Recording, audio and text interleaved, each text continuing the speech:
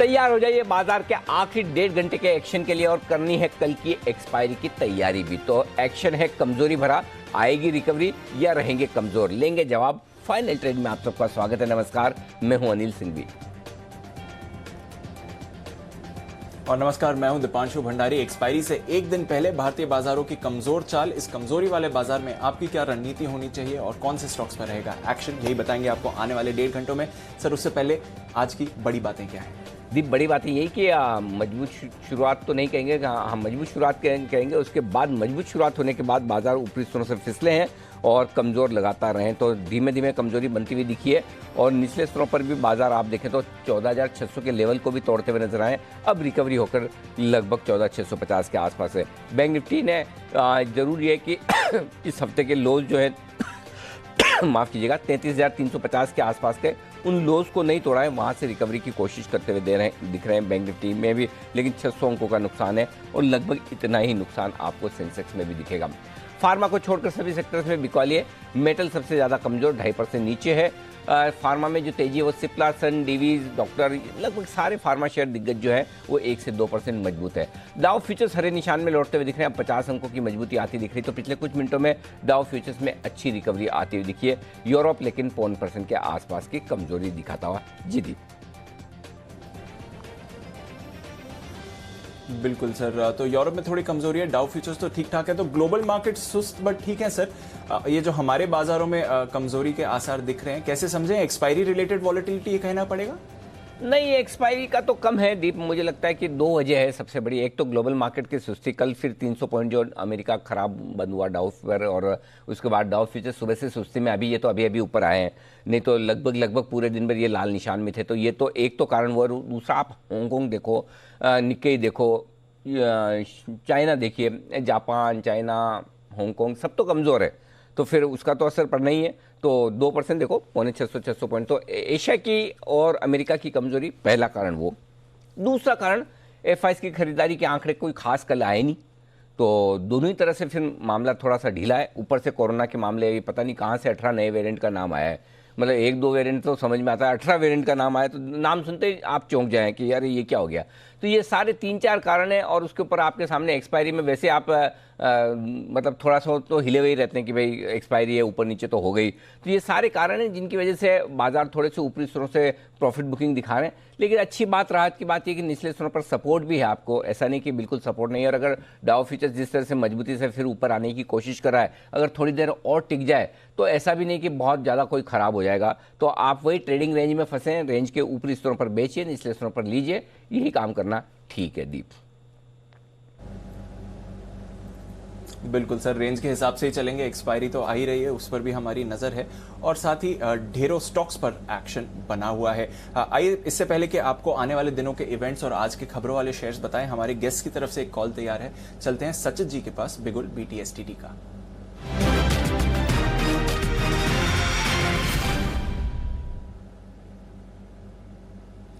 Good afternoon Sachit ji, बताएं sir. Good afternoon Deepanshu, good afternoon Anil ji. देखिए, आज पेंट में काफ़ी रौनक है। इनफैक्ट हम पेंट स्टॉक्स पिछले हफ्ते से ट्रेड कर रहे हैं। फ्राइडे हमने बजट पेंट्स पे वहाँ पर लॉन्ग पोजीशन दी थी, फिर पीडीलाइट पे हमने एक लॉन्ग पोजीशन दी थी कल के मंडे के सेशन में। एंड जिस तरीके से अभी फिलहाल एशियन पेंट का स्ट्रक्चर है, मुझे लग रहा है यहाँ पर एक अच्छा ब्रेकआउट और एक अच्छी मूवमेंट की गुंजाइश होगी। तो यहाँ पर खरीदारी करनी है एशियन पेंट इस पर्टिकुलर काउंटर में 2460 के आसपास, 62 के आसपास इसके फ्यूचर्स है। स्टॉप लॉस आपको लगाना है 2435 के आसपास का। इंट्राडे का लक्ष्य मुझे लग रहा है अराउंड 2530 के आसपास का होना चाहिए, बट पोजिशनली मुझे लग रहा है 2630 2640 तक ये पर्टिकुलर मोमेंटम एक्सटेंड होना चाहिए अगले हफ्ते में। तो मुझे लग रहा है यहाँ पर खरीदारी अभी करनी है एशियन पेंट्स में। ओके, तो एशियन पेंट्स पर करके चलें खरीदारी। कच्चे तेल के दामों पर है दबाव, जिसकी वजह से पेंट स्टॉक्स भी आज आपको बढ़िया एक्शन में दिखे हैं। तो नजर रखेंगे एशियन पेंट्स पर। बर्जर पेंट्स, आज मैनेजमेंट से हमने बात भी करी और उन्होंने समझाया कि किस तरह का कोरिलेशन होता है और किस तरह से प्राइसेस में कटौती या फिर बढ़त होती है कच्चे तेल के मूवमेंट के हिसाब से। आइए जानते हैं कौन से ऐसे अहम इवेंट्स हैं आने वाले दिनों के लिए, और साथ ही खबरों वाले शेयर्स कौन से हैं, मानसी और वरुण के साथ। मानसी, गुड आफ्टरनून, बताएं कौन से इवेंट्स लाइंड अप हैं? बिल्कुल, ढेर सारे इवेंट्स और साथ ही आईपीओ भी कई सारे हैं जिस पर फोकस रहेगा। सबसे पहले तो आपको बता दें आज के इवेंट्स एफएल इंडिया की ईजीएम है जहां पर फंड जुटाने पर शेयरधारकों की मंजूरी पर फोकस रहेगा। महाराष्ट्र कैबिनेट की बैठक आज 3:30 बजे होने जा रही है और साथ ही Jerome Powell Janet Yellen Senate समिति में जो गवाही देने वाले हैं उस पर भी फोकस है। कल और आज दोनों के लिए इंपॉर्टेंट इवेंट कल भी था और आज भी रहेगा। साथ ही कल की अगर बात करें यानी कि 25 मार्च देश में लॉकडाउन का 1 साल पूरा होता हुआ दिखेगा। मार्च वायदा सीरीज की एक्सपायरी भी होगी। सेबी की बोर्ड बैठक होगी। साथ ही लक्ष्मी ऑर्गेनिक्स इंडिया की लिस्टिंग होने जा रही है। प्राइस बैंड जो है 129 to 130 पर शेयर की थी। क्राफ्ट्समैन ऑटोमेशन की लिस्टिंग भी कल के दिन संभव है। प्राइस बैंड इसका 1488 to 1490 का रहा। इसके अलावा आरवीएनएल का ओएफएस रिटेल निवेशकों के लिए कल खुलेगा। आज नॉन रिटेल के लिए खुला, कल रिटेल के लिए खुलेगा। प्लस अंतरिम डिविडेंड पर भी बोर्ड बैठक के करने जा रहे हैं। डिविडेंड की घोषणा होने पर 9 अप्रैल रिकॉर्ड डेट तय की जाएगी। बीपीसीएल वीडियो कॉन्फ्रेंसिंग के जरिए ईजीएम होने जा रही है और ₹5 प्रति शेयर के दूसरे अंतरिम डिविडेंड की एक्स डेट भी ये होगी। एसबीआई लाइफ अंतरिम डिविडेंड पर बोर्ड बैठक करेगा। 6 अप्रैल रिकॉर्ड डेट इसकी तय की गई है और साथ ही एडलवाइस पर भी फोकस रखे। अंतरिम डिविडेंड पर बोर्ड बैठक होगी। वैरोक इंजीनियरिंग क्यूआईपी के फाइनल प्राइस और रकम पर बोर्ड बैठक होने जा रही है। साथ ही कल का दिन 25 मार्च हुडको पर भी फोकस रखेगा। यहां पर डिविडेंड की एक्स डेट तय होती हुई दिखी है और हुडको पर इसके चलते फोकस रहेगा। 25 मार्च को बीपीसीएल की ईजीएम भी होने वाली है जिस पर नजर रखनी होगी। और साथ ही शुक्रवार यानी 26 मार्च की अगर बात करें बार्बिक्यू नेशन का आईपीओ बंद होगा। Price band 498 to 500। Kalyan jewellers की लिस्टिंग संभव है। इसका प्राइस बैंड 86 से 87 रुपए तय किया गया था। थॉमस कुक की ईजीएम होने जा रही है और साथ ही श्रीराम सिटी यूनियन पर फोकस रखेगा। बोर्ड दूसरे अंतरिम डिविडेंड पर सोच विचार कर सकता है। और अंत में 26 और 27 मार्च को प्रधानमंत्री मोदी का ढाका दौरा है तो इस पर भी हमारा फोकस रहेगा। ओके, तो कई सारे इवेंट्स हैं और नई लिस्टिंग्स भी आ रही हैं जहां पर नजर रखनी है। आज की लिस्टिंग ने तो डिसअपॉइंट किया है, पर आइए देखते हैं जो आगे की लिस्टिंग्स होंगी लक्ष्मी क्राफ्ट्समैन की, वहां पर क्या एक्शन रहेगा। वरुण, गुड आफ्टरनून, बताएं आज खबरों वाले शेयर्स कौन से हैं? गुड आफ्टरनून दीप। फार्मा काउंटर्स आज काफ़ी खबरों में भी है। ग्लेनमार्क फार्मा, इस कंपनी को डिप्रेशन की दवा के लिए यूएस एफडीए से मंजूरी मिल गई है। और कैडिला हेल्थ, यहाँ पे जाइडस ने यूएस में एक दवा कैंसर की जो दवा थी उससे जुड़े जो कानूनी मामले हैं उसको सेटल किया है। साथ ही साथ इन्होंने जो कोविड की दवा थी रेमडेसिविर, उसकी दवा की जो कीमत है 899 रुपीज़ तय की है। तो ये 2 अपडेट कैडिला को लेके। अडानी ग्रीन, इस कंपनी ने स्टर्लिंग एंड विल्सन से उसकी कुछ सब्सिडरीज है उनमें 75 मेगावाट के सोलर प्रोजेक्ट जो है वो खरीदने के लिए करार किया है। 446 करोड़ में करार किया गया है। महिंद्रा हॉलीडेज इस तिमाही में 4 नए रिसोर्ट्स जो है वो खोलने की कंपनी योजना बना रही है। ग्रासिम 10,000 करोड़ जुटाने के लिए बोर्ड से मंजूरी मिल गई है। और प्रेस्टीज एस्टेट मुंबई में एरिस्टो प्रोजेक्ट के टेक ओवर करने के लिए इस कंपनी को मंजूरी मिली है। डील से रियल एस्टेट मार्केट में विस्तार ये कंपनी कर पाएगी और करीब करीब 10,000 करोड़ के आसपास का टर्नओवर जो है या फिर आय जो है इस पूरे टेक ओवर से इस कंपनी को आ सकती है। ऐसे अपडेट्स आए हैं। ओके, तो ढेरों खबरों वाले शेयर्स हैं और प्रेस्टीज एस्टेट्स के लिए भी अच्छी खबर आती हुई। वीक बाजार में स्टॉक होल्ड आउट कर रहा है। 1-1.5% की ही तेजी है। अगर बाजार का रुझान थोड़ा और बेहतर होता तो शायद और एक्शन ये दिखाता। आइए एक्शन को फिर आगे बढ़ाते हैं। सचिन जी तो अपनी कॉल दे चुके हैं, हमारे साथ राकेश जी, कुणाल जी, वाग्य साहब और जय ठक्कर भी इस समय जुड़ रहे हैं। एक बार प्रेस्टीज पर ही राय ले लेते हैं। बंसल जी, जरा इसके चार्ट्स भी देखें। 2-3 दिनों से रियल एस्टेट स्टॉक्स में तो फोकस आ रहा है, आज कंपनी के लिए अच्छी खबर भी है। कैसे देखते हैं चार्ट को? देखिए दीपांशु, बेहतरीन टेक्निकल चार्ट है और आज 315 के अराउंड के हाईज हैं और इन्हीं लेवल्स पे दीपांशु नजर रखनी चाहिए। 315 के ऊपर निकल के सस्टेन करेगा तो बड़े चार्ट पर एक बड़ा ब्रेकआउट है और एक बार 315 के ऊपर की क्लोजिंग आती है तो पहला टारगेट 338 से लेकर 342 का जोन बैठता है। तो जिनके पास है क्लियरली होल्ड करें। 306-7 के अराउंड चल रहा है तो नई खरीदारी की राय पोस्ट ब्रेकआउट के बाद देने की राय होगी। तो 315 के लेवल पे नजर रखें। ओके, तो 315 का लेवल इंपॉर्टेंट रहेगा। ये ब्रेकआउट जोन आती हुई दिखेगी जहां से फिर आप इस स्टॉक पर एक्शन बनते हुए देख सकते हैं। चलिए, नजर रहेगी उस काउंटर पर नजर है ढेरों और काउंटर्स पर जिस समय जिधर आज थोड़ा एक्शन और वॉलेटाइल होते हुए दिख रहा है। वागले साहब, इंडिया बुल्स, हाउसिंग, दोनों तरफ के ट्रेड्स पर आपसे इस पर राय रहते हैं। आज तो ऑफकोर्स ब्रेकडाउन आ रहा है, क्या 200 का सपोर्ट डिफेंड करते हुए देखते हैं काउंटर को? इस समय 3.5-4% की गिरावट है, क्या राय बनेगी sir? Deepanshu, basic pattern weak है, हर बाउंस पे बेचना चाहिए। 207 208 वो सही लेवल होगा आज के लिए। 212 का स्टॉप लॉस होगा, और अगर 200 ब्रेक हुआ, मैं ये कह नहीं सकता कि ब्रेक होगा क्योंकि मैं वो एक्शन क्लियर नहीं है, लेकिन 200 ब्रेक हुआ तो 190 188 तक जा सकता है। आपके लिए इंडिया बुल्स हाउसिंग फाइनेंस पर राय इस वक्त हम शिपिंग स्टॉक्स को लेकर कुछ बड़े एक्शन होते हुए दिख रहे हैं। क्या हो रहे हैं ये एक्शन और कहां एक जहाज जाकर फंसा है, ये बड़ी इंटरेस्टिंग खबर आई और उसके चलते हुए सारी शिपिंग कंपनियों के स्टॉक हैं बड़े जबरदस्त दबाव में। तो बड़ी इंटरेस्टिंग खबर लेकर आए हैं और पूरी डिटेल्स वरुण हमारे साथ है। वरुण, क्या हो गया?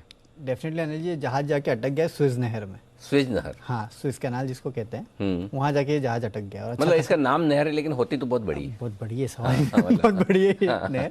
लेकिन ये बहुत इंपॉर्टेंट रूट था बेसिकली शिपिंग के लिए, क्योंकि काफी सारे जो ओवरऑल ट्रेड्स है वो यहाँ से होते थे। I mean total shipping trades जो है उसके करीब 12% के आसपास का ट्रेड जो है वो केवल इस रूट से होता था। और प्रॉब्लम ये है कि एवर गिवन नाम का एक जहाज है जो कि बड़ा कंटेनर जहाज था, वो वहाँ जाके फंस गया। अब ये चीन से नीदरलैंड जा रहा था जहाज और यहाँ जाके फंसा हुआ है। और प्रॉब्लम ये है कि माना जा रहा है कि शायद और काफ़ी दिनों तक ये फंसा हुआ रह सकता है। अब इसके चलते काफ़ी दिक्कतें आ सकती है, जैसे कि मैंने कहा कि ओवरऑल ट्रेड का करीब 12% के आसपास जो है वो यहाँ से होता है। और कोई भी जहाज अगर इस कैनाल को यूज़ करता है या फिर इस रूट को यूज़ करता है तो उनके काफ़ी समय जो है वो बचता है। कहीं कहीं बोला जाता है कि 2 घंटा बचता है, कोई कहते हैं कि इससे भी ज़्यादा समय जो है वो बचता है। और कहीं एक बात याद रखिए कि एक दिन में करीब 50 से 60 जहाज जो है वो इस कैनाल का यूज़ करते हैं। और ये जहाज फंसने के चलते दोनों ही तरफ कुल मिला के 100 और जहाज जो है वो यहाँ फंस चुके हैं जाके। अब इसके चलते जो ओवरऑल ट्रेड एक्टिविटीज़ है उन पे असर पड़ा, खासकर जो कच्चा तेल है वो इस रूट से आता जाता है। और एशिया और कहीं ना कहीं दो कुछ देश हैं उनके बीच में, एशिया और यूरोप के बीच में ये जो कैनाल है उसका काफ़ी इस्तेमाल किया जाता है और ये सबसे इम्पॉर्टेंट रूट है। इसके लिए इसकी इंपॉर्टेंस काफ़ी ज़्यादा है। और अब क्योंकि काफ़ी सारा माल वहाँ फंसा हुआ है तो वैसे ही ट्रेडिंग के लिए दिक्कतें होंगी। इसके अलावा शिपिंग कंपनीज को ये दिक्कतें होंगी क्योंकि अब उनकी शिप्स जो है वहाँ पे स्टैंड स्टिल है। या तो आप दूसरा रूट यूज़ कीजिएगा जहाँ से आपको पैसे ज़्यादा चुकाने पड़ेंगे, ज़्यादा कॉस्ट आपका बढ़ जाएगा, या तो आप वहीं खड़े रहिएगा और इंतज़ार करिएगा कि ये बड़ा शिप कब निकलता है। तो कहीं ना कहीं शिपिंग कंपनीज को इसके लिए दिक्कत होने वाली है। और अनिल जी वैसे भी देखिए कंटेनर की शॉर्टेज हो ही रही थी और अब बचे कुछ कंटेनर जो थे वो यहाँ जाके अटक गए। तो ट्रेड में और पूरा जाम लगा हुआ है, जाम लगा हुआ है जैसे हमारे अंधेरी से कांदीवली हाँ वैसा Exactly. कोई कहीं नहीं जा सकता। अच्छा हो, वो बीच में ट्रक फंस जाता है ना जैसे हमारे यहाँ, वैसे हाल हुआ है अब यहाँ। हाँ ये तो हाल सही है। मुंबई में अगर आपको जाम करना है, 2-3 फ्लाईओवर के ऊपर कोई भी गाड़ी बंद हो जाए, हाँ खेल खत्म। खेल खत्म। और बड़ा ट्रक बंद हो जाए तो खत्म ही खत्म। हाँ वैसे ही हाल बिल्कुल वैसा हो दिख रहा है। स्वेज नहर में एक जहाज फंसने की वजह से देखिए दुनिया भर में सारा मूवमेंट ये जो गुड्स का है वो ठप होता हुआ दिख रहा है और इसका असर सारी शिपिंग कंपनियों पर पड़ता हुआ दिख रहा है। इंटरेस्टिंग रिसर्च ये लेकर आए हैं आपके लिए और पूरी इन्फॉर्मेशन भी। तो ये है बड़ा दबाव आने का मामला शिपिंग कंपनियों के लिए होता हुआ दिख रहा है। कुछ उम्मीद कब तक होगा पूरा क्लियर? जी कुछ आर्टिकल में पढ़ रहा था, कह रहे थे कि हफ्ता लग सकता है शायद, या उससे ज़्यादा भी टाइम लग सकता है निकलने के लिए। अब तो डिपेंड करता है कि जल्दी निकाल लें। माय गॉड क्या बात है, इतना काफी लंबा वाला मामला है ये। तो चलिए ये है आपके लिए इस वक्त की बड़ी खबर, इस पर फोकस करिएगा, ध्यान रखिएगा, नजर रखिएगा। तो ये होता हुआ दिख रहा है। आइए बाजार इस बीच स्टेबल है, दिन के लो से थोड़ा सा ऊपर है लेकिन कोई ऐसा बड़ी रिकवरी दिखा रहे वैसा भी नहीं। थोड़ी सी डाउ फ्यूचर्स पे नजर रखनी पड़ेगी, अगर वहाँ कुछ मामला ठीक हुआ तो आगे बढ़ेंगे। इस बीच एक स्टॉक है जो मजबूत होने की तैयारी कर रहा है, वो है आरती इंडस्ट्रीज, 6% ऊपर और आज का है ये टॉप गेनर। सचिन जी जरा इसके चार्ट देखिए और बताइए क्या करना चाहिए। 6% मजबूत आज का टॉप गेनर है।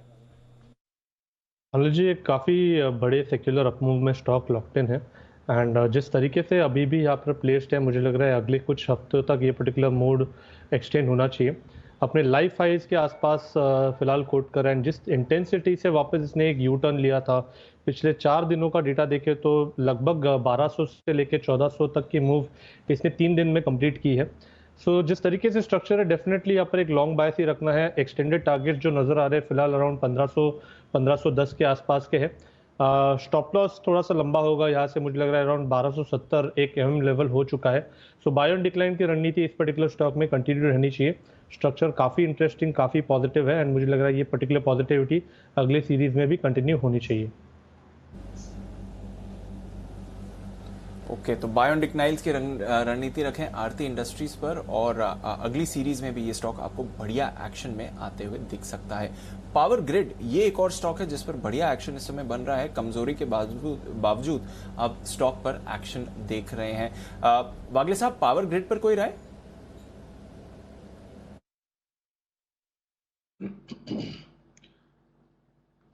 दीपांशु एक सपोर्ट से घुमा है जो कि लगभग 217 के आसपास है, और ये सपोर्ट लेके 225 226 तक जा सकता है।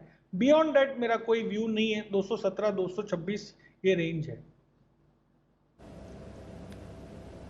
ओके, सो 217 226 ये एक रेंज होगी जिसमें आप एक्शन देख रहे हैं जहां तक पावर ग्रिड का सवाल है। बट कुछ स्टॉक्स हैं जो आज के बाजार में डेफिनेटली आपको होल्ड आउट करते हुए दिखा रहे हैं। उनमें से पावर ग्रिड एक काउंटर है। BEL आज इस पर कमजोरी आती हुई दिखी है और वायदा कारोबार में फिलहाल पिछले कुछ मिनटों से सबसे ज्यादा गिरावट BEL में भी आई है। बंसल जी, BEL थोड़ा ट्रेड रिवर्स होते हुए दिख रहा है, यहाँ से और गिरावट देखते हैं। कोई शॉर्ट ट्रेड बनता है BEL पर?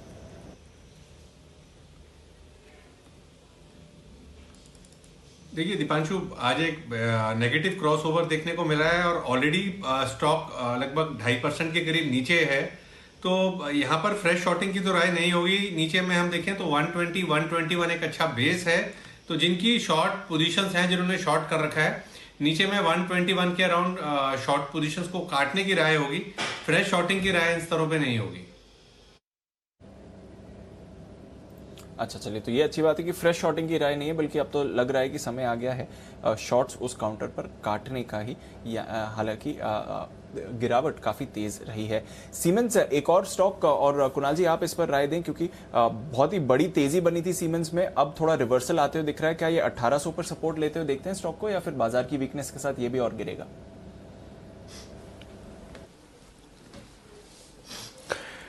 देखिए, बड़े रनअप के बाद आज बाजार की कमजोरी का इस्तेमाल करके इसमें कुछ करेक्शन आता हुआ दिख रहा है दीपांशु, लेकिन चार्ट पर कुछ भी बदला नहीं है। चार्ट अभी भी काफी मजबूत दिखता है और मुझे लगता है कि देखिए नीचे के लेवल्स पर स्टॉक में बहुत अहम सपोर्ट हासिल है इसको।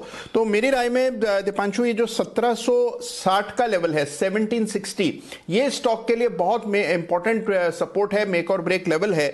1760 के ऊपर जब तक टिका हुआ है कोई चिंता नहीं है। इनफैक्ट नीचे के लेवल्स पर खरीदना चाहिए। 1760 टूटेगा तब स्टॉक में से एग्जिट करना चाहिए, अन्यथा मुझे लगता है जैसे बाजार संभलेगा वापस से तेजी दिखेगी। बिल्कुल, और एक स्ट्रॉन्ग परफॉर्मर रहा है बाजार में, तो ये गिरावट खरीदारी का भी मौका बन सकता है। सीमेंस पर रखनी है आपको नजर रखनी है एक कॉल पर जो जय ठक्कर दे रहे हैं बिगुल जय के जैकपॉट का।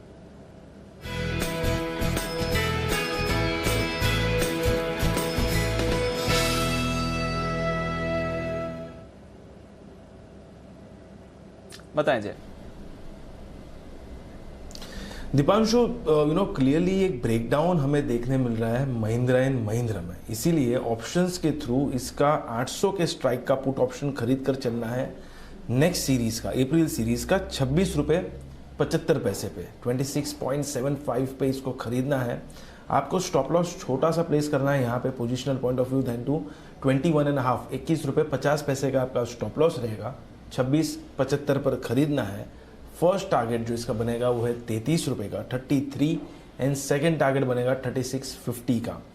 क्लियरली एक ब्रेकडाउन M&M में एक साइडवेज कंसोलिडेशन में से देखने मिल रहा है दीप। और अगर आप देखें तो काफ़ी समय से ये होल्ड आउट कर रहा था अपने 50 डेमा को, इतने दिन से कंसोलिडेट कर रहा है, लगभग एक महीने से 26 फरवरी से 50 डेमा के नीचे इजीली क्लोज दे नहीं रहा था। आज देगा ये क्लोज आफ्टर 1 मंथ। तो मुझे ऐसा लग रहा है क्लियर ब्रेकडाउन है short to medium term point of view.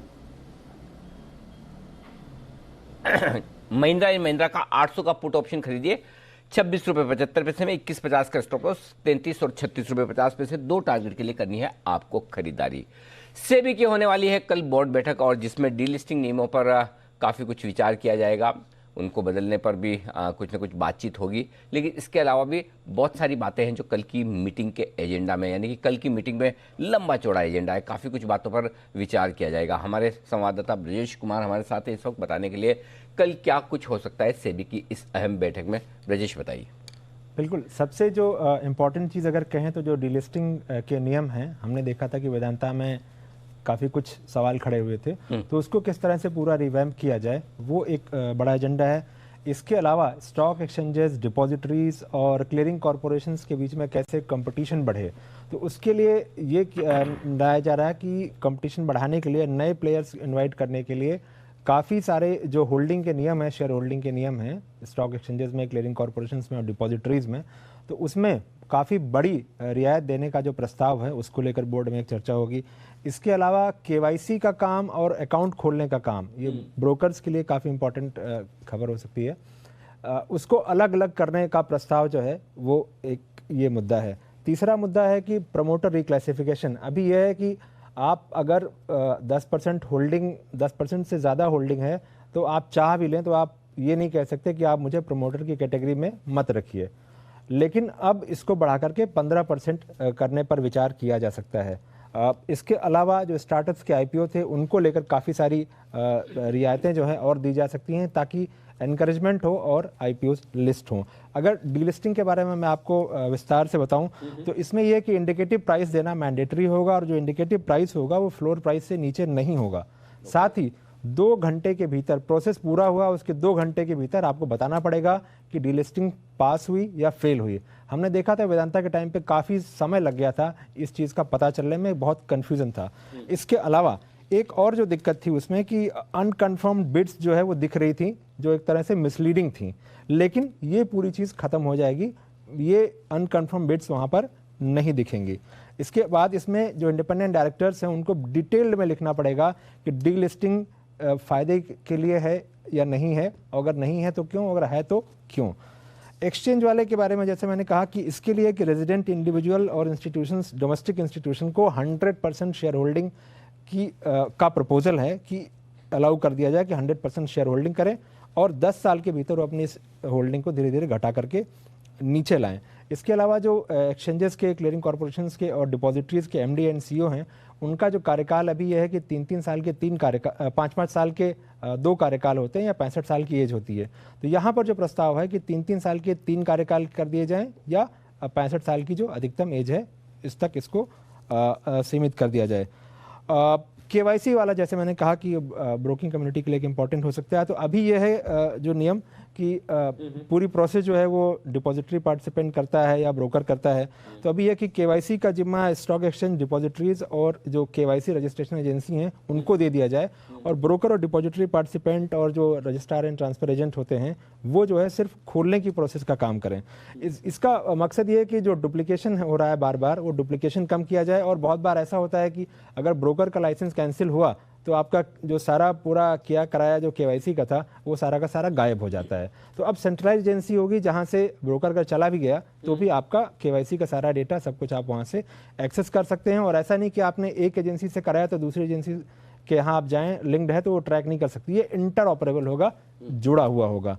ठीक बात। चलिए, ये है आपके लिए सेबी की बोर्ड बैठक का एजेंडा, जहां कल कई सारे मुद्दों पर विचार विमर्श किया जाएगा और बदलाव होंगे जो कि आगे चलते हुए आपके बाजार में कामकाज करने के तरीकों को प्रभावित करेंगे। क्या कुछ फैसले होते हैं, कल शाम फिर से मुलाकात करेंगे ब्रजेश से और जानेंगे कि सेबी की बोर्ड बैठक में क्या कुछ डिसीजंस होते हैं। और उसके बाद कल यानी कि गुरुवार, परसों सुबह सुबह हम इसका पूरा विस्तार से जो कुछ भी आप पर असर पड़ने वाला है वो भी बताएंगे सुबह सुबह 8 बजे। लेकिन आइए बढ़ते हैं आगे।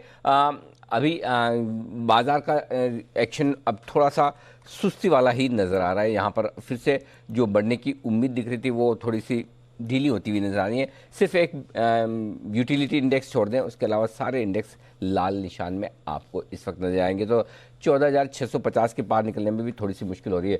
डेटा भी तैयार है एक्सपायरी के ठीक एक दिन पहले के, और उसके बाद थोड़ी देर में आपके सामने सेठी साहब भी कार्यक्रम में होंगे शामिल और उनसे भी पूछेंगे कि क्या कुछ करना चाहिए और कौन से स्टॉक्स पर उनकी नज़र है, ये भी आपके सामने हम लेकर आएंगे। लेकिन इस बीच कुछ और स्टॉक्स हैं जहाँ पर आपको एक्शन पूरा नजर आ रहा है, उन्हीं पर राय ले ली जाए हमारे एक्सपर्ट से। मदरसन सुमी 4% नीचे और स्टॉक 203 रुपए के आसपास ट्रेड करता हुआ दिख रहा है। वागले साहब चार्ट देखकर दीजिए अपनी राय।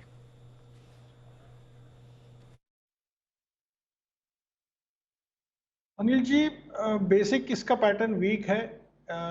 लेवल ये लेवल नहीं है बेचने का, बेचना है तो 207 208 ये सही लेवल है क्योंकि स्टॉप लॉस आपका 211 का होगा। लेकिन ऑन द डाउन साइड अगर ये ब्रेक करता है 200 के लेवल तो 188 190 तक जा सकता है।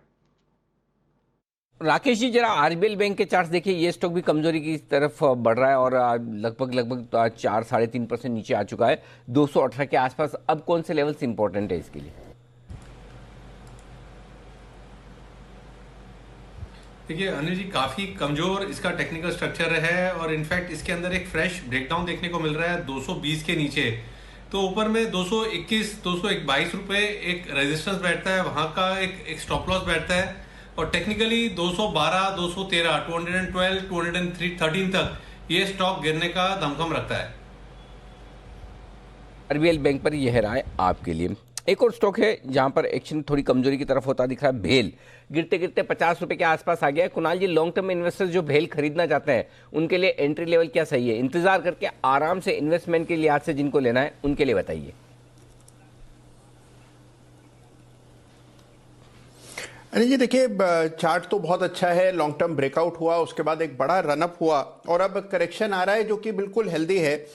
यहां पर अनिल जी जो बड़ा सपोर्ट चार्ट पर नजर आता है वो 47 के आसपास है। अभी भाव कुछ 50 रुपए के करीब है, तो मुझे लगता है कि और यहां से 2-2.5 रुपए की गिरावट हो जाए तो कोई बड़ी बात नहीं है। उन स्तरों पर खरीदें तो बिल्कुल आपके पास एक मार्जिन ऑफ एरर रहेगा। तो 48 रुपए के आसपास मेरी खरीदारी की राय है। 47 से 48 के बीच में खरीदे और लक्ष्य स्टॉक को 65 रुपए का टारगेट है, तो इसमें गिरावट पे खरीदारी की राय। तो ये है राय आपके लिए भेल पर। सीएलएसए की फोकस लिस्ट में हुए हैं बदलाव। क्या बदलाव हुए हैं बताने के लिए तैयार है देवांशी। देवांशी बताइए।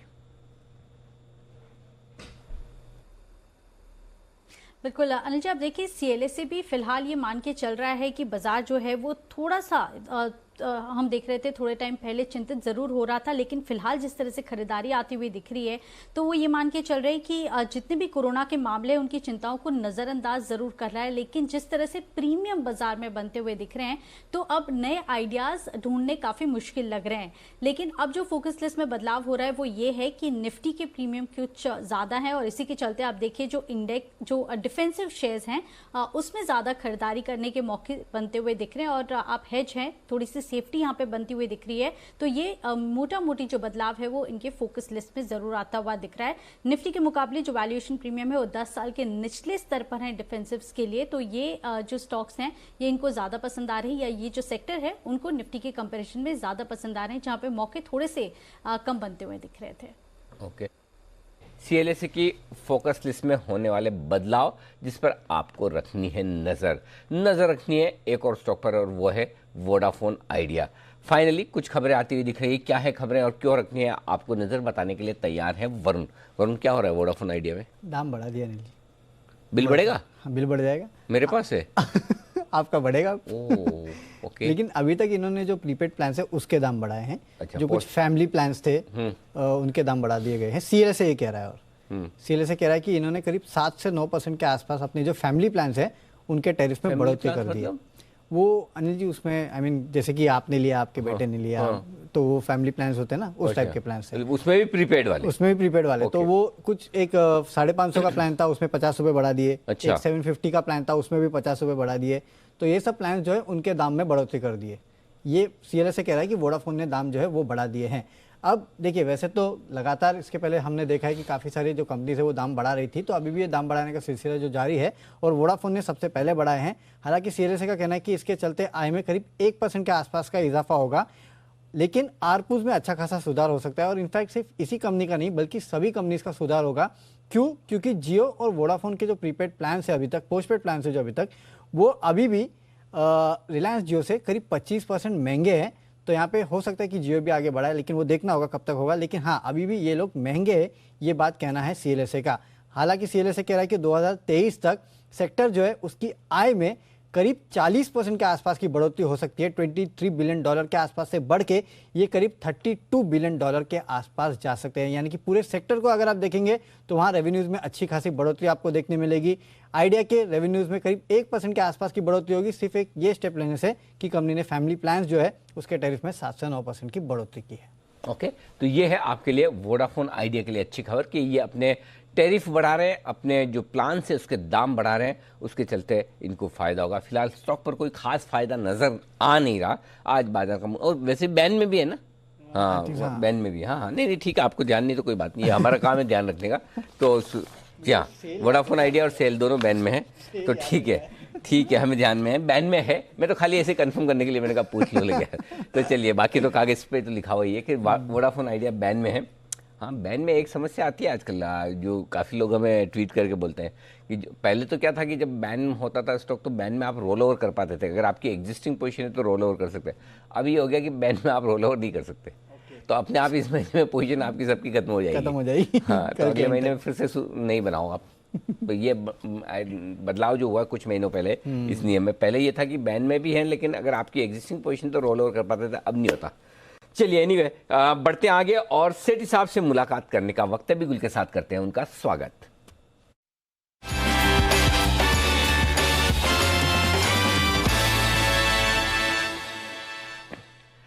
सेठी साहब, स्वागत है आपका। बताएं सर, क्या इरादा खरीदारी करने का, कैश फ्यूचर्स दोनों? गुड आफ्टरनून अनिल जी। बिल्कुल, आज भी इस बाजार में भी खरीदारी करनी है। कैश और फ्यूचर्स से दोनों एक एक स्टॉक है। अब बाजार में स्टॉक स्पेसिफिक एक्टिविटी है, हालांकि ठीक है, थोड़ा कॉशियस जरूर रहना, बिकॉज जिस तरह से ये कोरोना के केसेस बढ़ रहे हैं, इसी की चिंता को लेकर दुनिया भर के बाजारों में थोड़ी बहुत बिकवाली चल रही है। बट मुझे लगता है चूंकि अभी वैक्सीन भी आ गई है, it should not be as severe as it was earlier. तो मुझे लगता है कि we would be back in the normal course. तो उस लिहाज से खरीदारी करने की सलाह है। एक कैश मार्केट का स्टॉक है और एक F&O का स्टॉक है। बात करें कैश मार्केट के स्टॉक के साथ, बताएं सर। अनिल जी, जो आज का कैश मार्केट का स्टॉक है, एक फार्मा कंपनी है। कंपनी का नाम है IOL chemicals.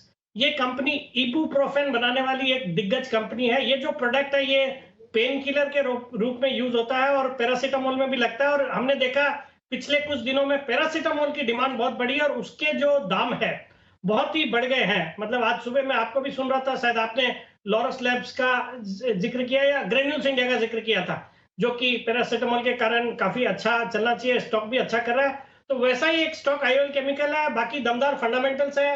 Operating profit margin 29%, return on equity 44% का है। Debt equity ratio 0.07। दिसंबर क्वार्टर के नतीजे भी दमदार थे। 114 करोड़ का प्रॉफिट डिक्लेयर किया versus 98 crore in the December quarter of last year. तो मुझे लगता है ये स्टॉक बिल्कुल अपने हाई जो कि 900 रुपए के आसपास थे, वहां से काफी अच्छा खासा करेक्ट हो चुका है। अभी 590 के आसपास ट्रेड करता है। मुझे लगता है यहाँ पे खरीदना चाहिए। 625 का शॉर्ट टर्म का टारगेट है, 575 का स्टॉप लॉस रखेंगे। बिल्कुल, IOL केमिकल्स ये है सेठी साहब की पसंद और एग्जैक्टली इसी थीम पर आज सुबह अनिल जी ने अपनी स्टॉक ऑफ द डे की भी रिकमेंडेशन दी थी। ग्रैन्यूल्स खरीदारी की राय दी थी, जहां पर पहला टारगेट हमें मॉर्निंग के एक्शन में आते हुए दिखा और वहां से भी स्टॉक वीक बाजार में होल्ड आउट कर रहा है। एक बार देख लेते हैं ग्रैन्यूल्स पर स्टॉक ऑफ द डे में आपको क्या सलाह दी गई थी। ग्रेन्यूल्स अब वायदा कारोबार का हिस्सा भी बन चुका है। यहाँ पर खरीदारी करने की राय है। पैरासीटामोल की डिमांड काफ़ी तेज़ी से बढ़ रही है क्योंकि वापस से जो कोविड के केसेस आ रहे हैं उसको देखते हुए जो फीवर वगैरह का मामला है, फ्लू बहुत ज़बरदस्त चल रहा है। न सिर्फ पैरासीटामोल के प्राइसेस बढ़ रहे हैं बल्कि उनकी API यानी कि जिससे पैरासीटामोल बनता है उसका इंग्रेडिएंट्स जो ग्रेन्यूल्स बनाता है उसके भी दाम बढ़ते हुए दिख रहे हैं। तो डिमांड भी बढ़ रही है और प्राइसिंग पावर भी आ रहा है। 318 रुपये के स्टॉप लॉस के साथ आपको खरीदारी करनी चाहिए। 328, 334 और 340 का टारगेट रखें। Stock of the day granule sir, 328 का आपने पहला टारगेट दिया था, 330 के करीब का इसने स्टॉक अभी हाई बनाया है। सर पहला टारगेट हिट। आराम से धीरे धीरे अभी भी बढ़ेगा, चिंता की कोई बात नहीं।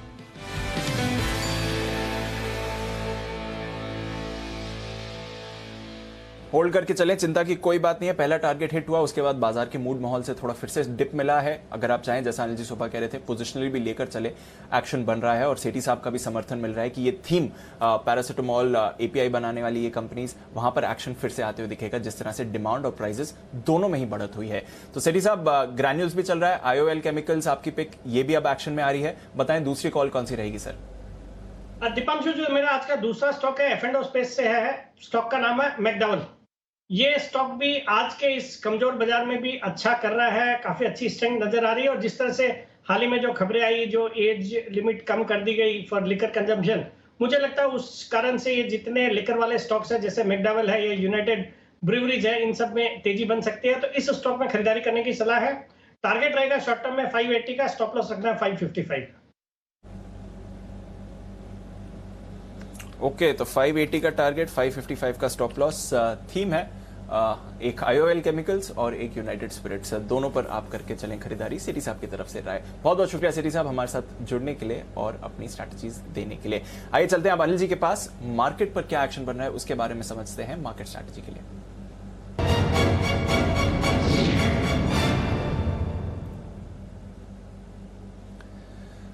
सर, यूएस फ्यूचर्स तो रिकवरी के आसार आपको इस समय दिखा रहे हैं। नजर रखिए, डाउ फ्यूचर्स 65 अंक ऊपर आते हुए दिख रहा है, पर मोर इंपॉर्टेंटली नैस्डैक फ्यूचर्स भी आज बढ़िया एक्शन में आते हुए दिख रहा है। 1% की तेजी नैस्डैक फ्यूचर्स दिखा रहा है, तो वहां पर एक्शन बन रहा है। यूएस की जो 10 ईयर बॉन्ड यील्ड है वो लगातार कूल ऑफ हो रही है। कल 1.65 के लेवल्स पर 1 से 1.62 तक गिरी, इस समय 1.61 पर आती हुई दिख रही है, तो वो भी थोड़ी कूल ऑफ आज हुई है। पर बाकी ग्लोबल मार्केट्स कमजोर रुझान दिखा रहे हैं। यूरोप में % की कमजोरी है। एशिया आज काफी कमजोर रहा, 2% नीचे जापान और हांगकांग। चाइना भी 1.5% नीचे था। तो एशिया कमजोर, डाउ फ्यूचर्स थोड़ा पॉजिटिव एक्शन और बॉन्ड यील्ड यूएस की भी नीचे आती हुई दिख रही है। क्या करें सर? दीप, मेरे ख्याल से अमेरिका के संकेत हमारे काम के, हमको एशिया से बहुत फर्क तो पड़ता नहीं है, थोड़ा पड़ता है, जितना पड़ना था पड़ गया। तो मुझे लगता है कि अब आगे का सोचना चाहिए। आगे का अगर आप देखें तो अमेरिका के फ्यूचर्स और बॉन्ड यील्ड दोनों ही कंफर्ट दे रहे हैं, तो यहाँ से बहुत कमजोरी नहीं होगी। 14,550 14,600 स्ट्रॉन्ग सपोर्ट रेंज है खरीदारी करने के लिए आज से, और मुझे लगता है उसके आसपास हम हैं। तो यहाँ पर आपको पहली चीज़ ये कि शॉर्ट नहीं करना है, 14,600 के आसपास इसके नीचे खरीदारी करनी है। ऊपर में 14,700 750 की रेंज में आने दीजिए, वहाँ पर थोड़ी बहुत प्रॉफिट बुकिंग करने के बारे में सोचिए। तो इन लेवल्स के आसपास शॉर्ट नहीं करना है, इनफैक्ट शॉर्ट काटनी है थोड़ी सी, और थोड़ी सी फ्रेश खरीदारी कर सकते हैं। मैं डेटा आपको बता दूँ, निफ्टी पर 14,500 मजबूत सपोर्ट है आज और कल के लिए। माफ़ कीजिएगा, 50 लाख शेयर पुट में है, वहाँ पर हाईएस्ट ओपन इंटरेस्ट है। 14,600 पर 37 लाख शेयर का ओपन इंटरेस्ट है पुट में, 14,700 पर 50 लाख शेयरों का ओपन इंटरेस्ट है कॉल में। ऐसा भी नहीं कि 14,700 को पार करने की जल्दबाजी में। अब आपके लिए बचे हुए समय में एक ही चीज़ ध्यान में रखनी है, और वो ये कि 14,600 टूटना नहीं चाहिए, संभावना नहीं है। 14,700 पार नहीं होगा, उसकी संभावना भी कम है। और क्यों है? क्योंकि 14,700 के कॉल्स पर 50 लाख शेयर हैं, जिसमें 38 लाख शेयर आज ही जुड़े हैं, और 14,600 के पुट पर 37 लाख शेयर हैं। तो ओवरऑल आपके लिए बचे हुए समय के लिए जो रेंज निकल कर आ रही है 14,600 से 14,700, अगर 3:05 के पहले किसी एक तरफ बाजार इसके निकले, 14,600 तोड़कर ट्रेड करना शुरू करे, तो फिर नीचे की बड़ी रेस खुलती हुई दिखेगी, और फिर आप वापस से 14,475 और 14,350 तक जाते हुए देखेंगे निफ्टी को। और 14,700 को पार करके टिक गए तो फिर से 14,800 875 की रेंज में आप कल तक निफ्टी को जाते हुए देखेंगे। तो 600 14,600 14,700 इस रेंज पर आपको करना है फोकस। वहीं बैंक निफ्टी पर 33,500 में एक और ब्रेक है। 7-8 लाख शेयरों का ओपन इंटरेस्ट पुट और कॉल दोनों में बराबरी का है। वहां पर नीचे 33,000 पर हाईएस्ट ओपन इंटरेस्ट पुट में है, ऊपर 34,000 पर कॉल्स में है। तो 1000 पॉइंट की रेंज आपके लिए बहुत क्लियर कट है, जिसके बीचों बीच आप यहाँ पर हैं। तो 34,000 के नज़दीक आए, प्रॉफिट बुक कीजिए। 33,400 के नज़दीक आए, खरीदारी कीजिए, ये ज़्यादा बढ़िया। उसमें भी अगर आपको रेंज छोटी करनी है, 33,850 के आसपास ही आप प्रॉफिट बुक कर सकते हैं। दीप,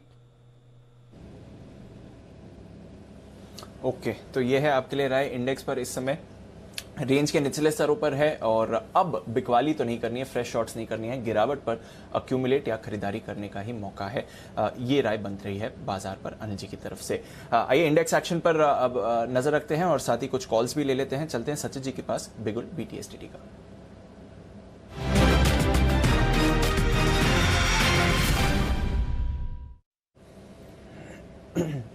बताएं सचिन जी। दीपांशु, ऑरिक स्पेस यहाँ पर काफ़ी हेल्दी रही है डिस्पाइट मार्केट वोलेटिलिटी, और वो स्पेस रही है सीमेंट। उसमें अगर हम अल्ट्राटेक सीमेंट का डेटा देखें तो मुझे लग रहा है यहाँ पर एक अच्छा कॉन्फिडेंट ट्रेंड नज़र आ रहा है। पिछले 3 दिनों का डेटा में ही ऑलरेडी एक ब्रेकआउट एस्टैब्लिश हुआ था 6900 के आसपास, एक अच्छी मूव हुई थी, आज एक अच्छा पुल बैक मिला है वापस। तो मुझे लग रहा है री एंट्री के लिए काफ़ी अच्छे लेवल्स है, फ्रेश लॉन्ग पोजिशन यहाँ पर ऐड करनी चाहिए। जिस तरीके से ये सीक्वेंस है, मुझे लग रहा है अराउंड 7130 के आसपास के स्विंग्स बनने चाहिए पोजिशनली। एंड इंट्राडे के लिहाज से या शॉर्ट टर्म के लिहाज से मुझे लग रहा है कि टारगेट होगा अराउंड 7050 के आसपास का, लगभग 150 पॉइंट की अपमूव में यहाँ वे एक्सपेक्ट कर रहा हूँ। स्टॉप लॉस आपको लगाना चाहिए अराउंड 6855 के आसपास फ्यूचर्स में, एंड खरीदारी करनी है अभी अल्ट्राटेक सीमेंट में। ओके, तो अल्ट्राटेक सीमेंट पर करनी है खरीदारी, ये क्लियर राय बनती हुई दिख रही है सचिन जी की तरफ से। एक्शन यहां पर आते हुए दिख रहा है। सीमेंट स्टॉक्स पिछले कुछ दिनों से बढ़िया मूव आपको दिखा रहे हैं और अब अल्ट्राटेक एक ऐसा स्टॉक है जहां पर एक्शन बनेगा ही बनेगा। ठीक है, तो नजर रखते हैं इस काउंटर पर जिस तरह से एक्शन बन रहा है। सेठी साहब, रेटिंग एजेंसीज के जो स्टॉक्स हैं वो पिछले 2-3 दिनों से बढ़िया मूव दिखा रहे हैं। एक तो इकरा में खबर आई थी कि पराग पारिक फंड ने कुछ हिस्सेदारी खरीदी है, जिसकी वजह से वो स्टॉक पिछले 2-3 दिनों से आपको जबरदस्त एक्शन में आते हुए दिख रहा है। क्रिसिल में भी अभी थोड़ी देर पहले एक्शन बनते हुए दिख रहा था। क्या चल रहा है सर इन रेटिंग एजेंसीज के काउंटर्स में? सर देखिए दीपांशु, मुझे एक्चुअली कुछ खबरें हैं तो वो तो मैंने ट्रैक नहीं किया, तो I am not aware of that. But वैसे ये जो पूरा सेक्टर है अच्छा है, और जिस तरह से जब रिस्क बढ़ती है तो ये जो बॉन्ड्स वगैरह जो आते हैं उनकी जो क्रेडिट रेटिंग की जो रिक्वायरमेंट है वो बढ़ती है, और उसके कारण से ये जो क्रेडिट रेटिंग वाले जो स्टॉक्स है वो अच्छा करते हैं। मुझे लगता है इकरा और क्रिसिल जो दोनों स्टॉक्स का आपने नाम लिया है, दोनों लंबी अवधि के लिए बेहतरीन क्वालिटी के स्टॉक है जो कि पोर्टफोलियो का हिस्सा होना चाहिए। मुझे लगता है कोई भी गिरावट में इन दोनों स्टॉक्स में खरीदारी करने के मौके ढूंढने चाहिए। तो ये है आपके लिए राय इस वक्त आती हुई। खरीदारी करने के लिहाज से आपके लिए मौके हैं रेटिंग एजेंसी वाले शेयरों में इस वक्त।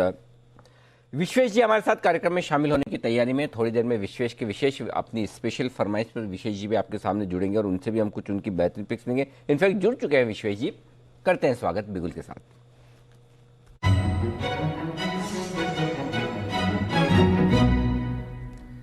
स्वागत है विश्वेश जी आपका। बताएं सर, विशेष फरमाइश पर आप आए, क्या कुछ विशेष है आपके पास? अनिल जी, मुझे ऐसा लग रहा है बैंक निफ्टी बहुत ही क्रिटिकल लेवल पे है। 33,300 on the spot happen to be the very very critical level. 3 बार सपोर्ट किया है, बट समहाउ डेटा ऐसा शेप हो रहा है अनिल जी कि शायद आज नहीं कल नहीं, मतलब कल की एक्सपायरी है, शायद हम होल्ड कर ले क्योंकि 33,500 के पुट में ओआई बिल्टअप हो रहा है। लेकिन मुझे लग रहा है बैंक निफ्टी यहाँ से बड़ा मूव डाउनसाइड में देने के लिए तैयार है। तो बैंक निफ्टी का मंथली का मतलब 29 अप्रैल का जो पुट ऑप्शन है वो करीबन 900 रुपीज के आसपास मिल रहा है 33,000 का। मुझे ऐसा लग रहा है ये जो साइडवेज कंसोलिडेशन है बैंक निफ्टी में वो नीचे टूट सकता है और बैंक निफ्टी यहाँ से 30,000 की ओर जा सकता है। तो हमने थोड़ा सा out of the money put option buy किया है, 33,500 चल रहा है, हमने 33,000 का वो भी मंथली का किया है। उसके 2 रीजन है। पहला, इसकी टाइम वैल्यू कम होती है, मतलब ये जल्दी नहीं गलता है। दूसरा, इसकी जो वॉलेटिलिटी होती है वेकर थोड़ा हाई होता है। तो अगर बैंक निफ्टी गिरा, जो मेरा व्यू है, और जोर से गिरा तो ये ऑप्शन कुछ भी हो सकता है, ऊपर में डबल भी हो सकता है। तो वो लिहाज से रिस्क रिवॉर्ड काफी फेवरेबल है।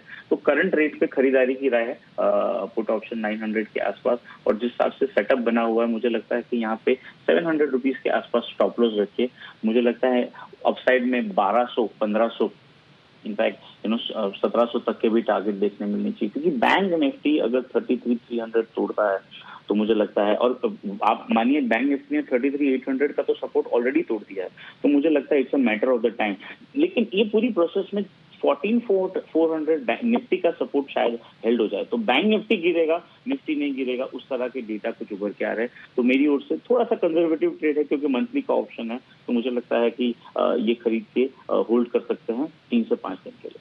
आप अप्रैल महीने के अंत वाला बोल रहे हैं, राइट? जी सर, 29। तो 1 महीने आगे का 33,000 का पुट खरीदना है, इसीलिए प्रीमियम ज्यादा है 900 रुपए, और 700 रुपए का स्टॉप लॉस लगाइए 1200, 1500, 1700। तो आप ये एक चीज बताइए, फिर अप्रैल महीने के लिए बैंक निफ्टी का टारगेट क्या लेके चल रहे हैं, नीचे कितना गिर सकता है? देखिए, अगर अनिल जी मैं जो असेसमेंट कर रहा हूँ, और 32,000 तो मुझे लग रहा है यार अनिल जी, हम लोग 36,000 से बेच रहे हैं।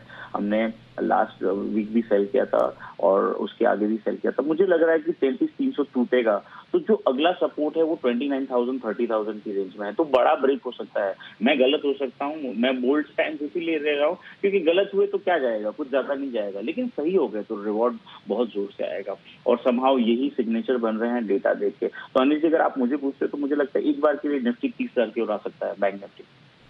ओके, तो ये है आपके लिए 30,000 की तरफ बैंक निफ्टी आ सकता है। गजब, ओके, डराने वाला काम है। तो चलिए, विश्वेश जी ने पुट खरीदने की राय दी 29 अप्रैल वाला, अगले महीने का अंत, मंथली सीरीज का खरीदना है 33,000 का पुट 900 रुपए में, यह है राय। थोड़ी देर में नितिन जी हमारे साथ जुड़ेंगे, वो भी देंगे निफ्टी पर अपनी स्ट्रेटेजी, लेकिन उससे पहले जय है तैयार कैश के ऑप्शन के साथ।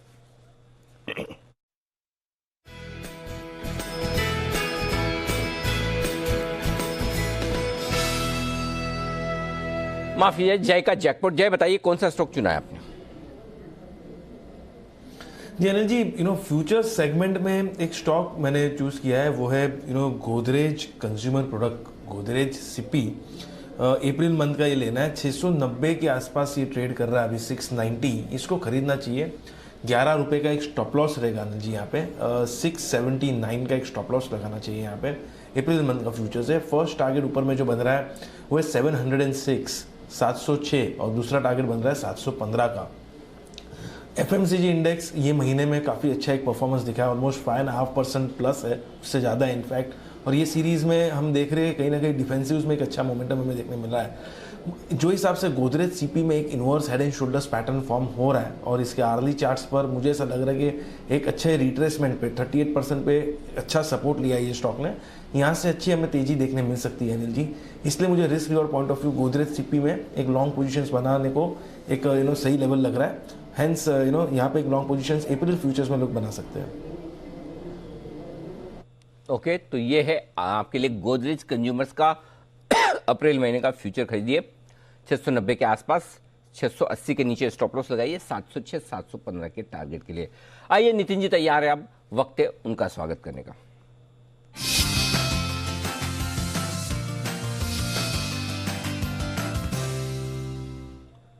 बताएं नितिन जी। 14,700 की पुट ऑप्शन लेंगे जो 109 रुपए में मुझे मिल रही है करंट मार्केट प्राइस पे, और इसका स्टॉप लॉस होगा 70 रुपीज का और टारगेट होगा 200 रुपए का। नहीं, लेकिन ये कब वाली है? अगले हफ्ते की है कि अगले महीने की? कल एक्सपायरी की है। कल एक्सपायरी वाली है। Okay, monthly expiry 14,700 in the money हो गई, क्योंकि हम लोग 14,600 की तरफ है, तो इसलिए ये अभी आपको 110-11 ऐसे मिल रही है, ये लेनी चाहिए। और स्टॉप लॉस हम 70 रुपए का रखेंगे, क्योंकि आज जो खुली थी आजकल वो 67 है, उसी लेवल में बहुत बाइंग हुई है। 70 से लेके करीब 80 की रेंज में बहुत तगड़ी बाइंग हुई है, तो इसका टारगेट हम 200 रुपए रख रहे हैं, और एक्सपायरी के ख्याल से 14,500 का टारगेट रख के चल रहे हैं। तो 14,700 की पुट ऑप्शन लेनी है, नेकेड पुट है। अगर आप हेज करके ट्रेड करना चाहें तो 14,700 की लेके 14,600 बेच सकते हैं, वो भी एक बेटर ऑप्शन हो सकता है। तो ये दोनों ट्रेड होंगे, और बैंक निफ्टी में भी बियर पुट स्टडी करेंगे, क्योंकि बैंक निफ्टी में सुबह खुलने के बाद मैंने ऐसा डेटा देखा है कि 33,500 की पुट ऑप्शंस में काफी बाइंग हुई है। तो हम अभी स्प्रेड भी उसी को बेस लेके बनाएंगे, यानी 33,500 की पुट खरीद लेंगे और 33,000 की पुट बेच देंगे। ये मुझे करीब 140, 45, 150 में ऐसे बन जाएगी। तो कुल कॉस्टिंग आपकी 150 की, और आप 500 रुपए का गैप प्ले कर रहे हैं, तो आने को 350 है और जाने को 150 रुपए का प्रीमियम है जो आप दे रहे हैं। बट फिर भी 50% का स्टॉप लॉस रखेंगे, यानी 150 रुपए का जो प्रीमियम है वो आधा रह जाए तो निकल जाएंगे, और नहीं तो इसको कैरी करेंगे। मुझे ऐसा लग रहा है कि 31,000 की तरफ हम लोग कल एक्सपायरी में आएंगे, या उसके नीचे भी जा सकते हैं। रोलोवर्स के डेटा भी बहुत ज्यादा इंकरेजिंग नहीं लग रहे हैं। शॉर्ट बिल्डअप की तरफ आज सुबह से ही पोजीशन मूव कर रही है। ओके, तो ये है आपके लिए 14,700 का पुट ऑप्शन खरीदने की राय। 109 रुपए में कल की एक्सपायरी वाला 70 का लगाया स्टॉप लॉस, 200 का रखे आप टारगेट। और अभी भी विश्वेश जी ने भी बैंक निफ्टी में अप्रैल महीने का पुट खरीदने की राय दी थी, तो थोड़ी कमजोरी के संकेत आते हुए दिख रहे हैं। और बात करते करते देखिए बैंक निफ्टी थोड़ा और नीचे आता दिखा है 33,500 के नीचे आकर अब दिन के लोएस्ट पॉइंट की तरफ बैंक निफ्टी बढ़ता हुआ दिख रहा है। निफ्टी भी अब फिर से 14,600 की तरफ। तो बात करते करते जैसे अभी नितिन जी ने ये कॉल दिया, उसके बाद तेजी से 40-50 पॉइंट एकदम से नीचे गया है। नितिन जी, आपके बात करते करते 50-60 पॉइंट एकदम से निफ्टी नीचे आया है, क्या हुआ है एकदम से? जी, डेटा में तो बिल्डअप था ही काफी। अभी तो 160 रुपए की ये पुट हो गई। आज हम लोग सुबह से इसमें ट्रेड भी कर रहे हैं। उस समय 110 के आसपास थी, अभी 165 हो गई है। बहुत तगड़ी बाइंग हुई है इसमें 80 के आसपास। मार्केट में वीकनेस आ सकती है, बहुत स्ट्रॉन्ग कॉशन सिग्नल दिख रहे हैं। तो मुझे ऐसा लग रहा है कि 14,500 तोड़ेंगे हम लोग, 14,400 भी आ सकते हैं। तो कॉशन रहना चाहिए मार्केट में, सिग्नल काफी वीक है। ओके, तो ये है आपके लिए बाजार में थोड़ी कमजोरी के संकेत आते हुए दिख रहे हैं। और इस हफ्ते के लोज पर आता हुआ दिख रहा है बैंक निफ्टी। 33,350 के लेवल को इस हफ्ते 2 बार हमने टेस्ट किया, आज तीसरी बार टेस्ट किया, तोड़ा नहीं, अब तोड़ने की तैयारी होती दिख रही है। तो ये है इस वक्त थोड़ा सा कमजोरी वाला ट्रेड। आखिरी मिनटों में कमजोरी थोड़ी बढ़ती हुई नजर आ रही है। इसलिए हम बात कर रहे थे कि 14,600 के नीचे खराब है और 14,700 के ऊपर है। और जैसे 14,600 के नीचे आएगा तो तेजी से 50 से 75 पॉइंट की नीचे की जगह बनेगी, और 14,700 के ऊपर 50 से 75 पॉइंट की जगह। तो जो नीचे आया 3:05 के पहले, ये कमजोरी वाला ट्रेड बनता हुआ दिख रहा है। आइए बढ़ते आगे और अब फोकस करते हैं अदानी पोर्ट्स पर। यह स्टॉक है फोकस में और ब्रोकरेजेज इस पर लगातार अपने दमदार टारगेट्स दे रहे हैं। क्या हो रहा है अदानी पोर्ट्स में और कैसे आ रहे हैं टारगेट्स, बताने के लिए तैयार है मानसी बताइए।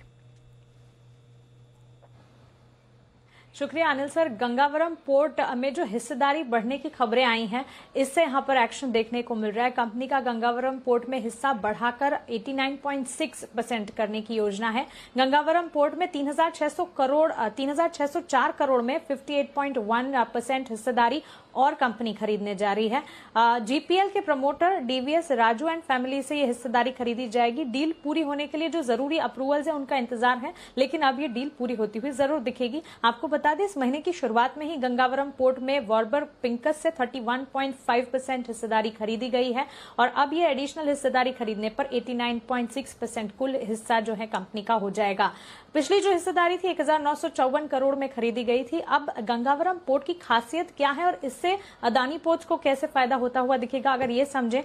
गंगावरम पोर्ट में हिस्सा बढ़ाने से वैल्यू एडिशन एक तो होता हुआ दिखेगा। पोर्ट की बैलेंस शीट काफी मजबूत है, कैश फ्लो की स्थिति भी काफी अच्छी है और ये पोर्ट की अगर बात करें पूरी तरह से कर्ज मुक्त है। कैश बैलेंस करीब 500 करोड़ का मौजूद है। सारे पॉजिटिव्स हैं और इसी के चलते यहाँ पर आय के ट्रेंड को भी अगर देखें, पिछले दिनों जीपीएल यानी गंगावरम पोर्ट का आय का ट्रेंड एक क्रम में आप देखेंगे बढ़ते क्रम में ही देखने को मिलेगा। ये खबर जो कि आती हुई दिखी, अपडेट जो आता हुआ दिखा, इसके बाद ब्रोकरेज भी पॉजिटिव है अदानी पोर्ट्स पर। सिटी बैंक की एक रिपोर्ट आती हुई दिखी है, खरीदारी की राय बरकरार रखी है, लक्ष्य 935 के।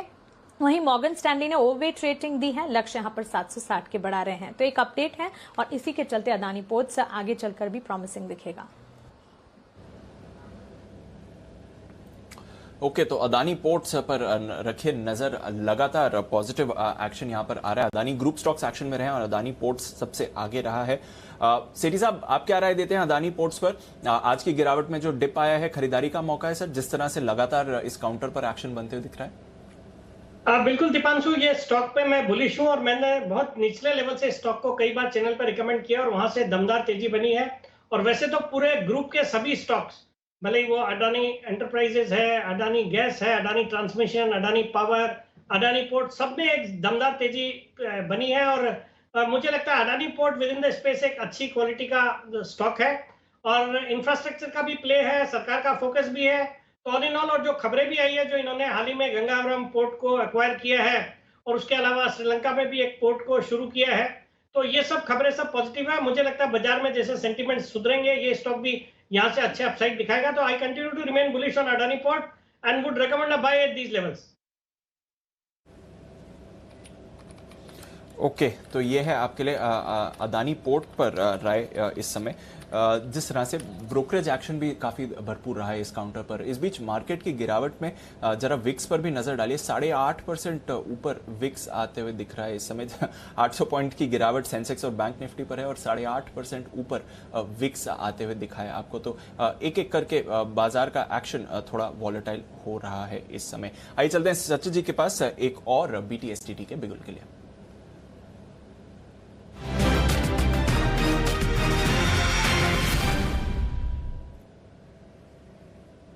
बताएं सचिन जी। वेल दीपांशु, वीकनेस के पॉकेट्स भी यहाँ पर है एंड मुझे लग रहा है यहाँ पर सीमेंस एक काफ़ी इंपॉर्टेंट सपोर्ट के नज़दीक है 1800 के आसपास। तो मुझे लग रहा है जिस तरीके से इसमें एक ब्रॉडनिंग से एक ब्रेकडाउन हुआ था, उसका पुल बैक कंप्लीट होने के बाद वापस मूव अनफोल्ड हो रही है। तो मुझे लग रहा है 1760 के लक्ष्य के लिए यहाँ पर फ्रेश शॉट्स ऐड करने चाहिए। जिस तरीके से स्ट्रक्चर है, मैं स्टॉप लॉस काफ़ी छोटा दे रहा हूँ यहाँ पर, अराउंड 1820 के आसपास का ही आपको स्टॉप लॉस लगाना है एंड फ्रेश शॉट्स ऐड करके कैरी फॉरवर्ड करने हैं सीमेंस फ्यूचर्स में कल के सत्र के लिए। ओके, तो सीमेंस यहां पर गिरावट बढ़ती हुई दिख रही है। एक बढ़िया आउट परफॉर्मर रहा है बाजार के लिहाज से, पर अब वीकनेस इस काउंटर पर आ रही है सचिन जी की तरफ से सेल कॉल सीमेंस पर। चलते हैं जय ठक्कर के पास एक जय के जैकपॉट के लिए।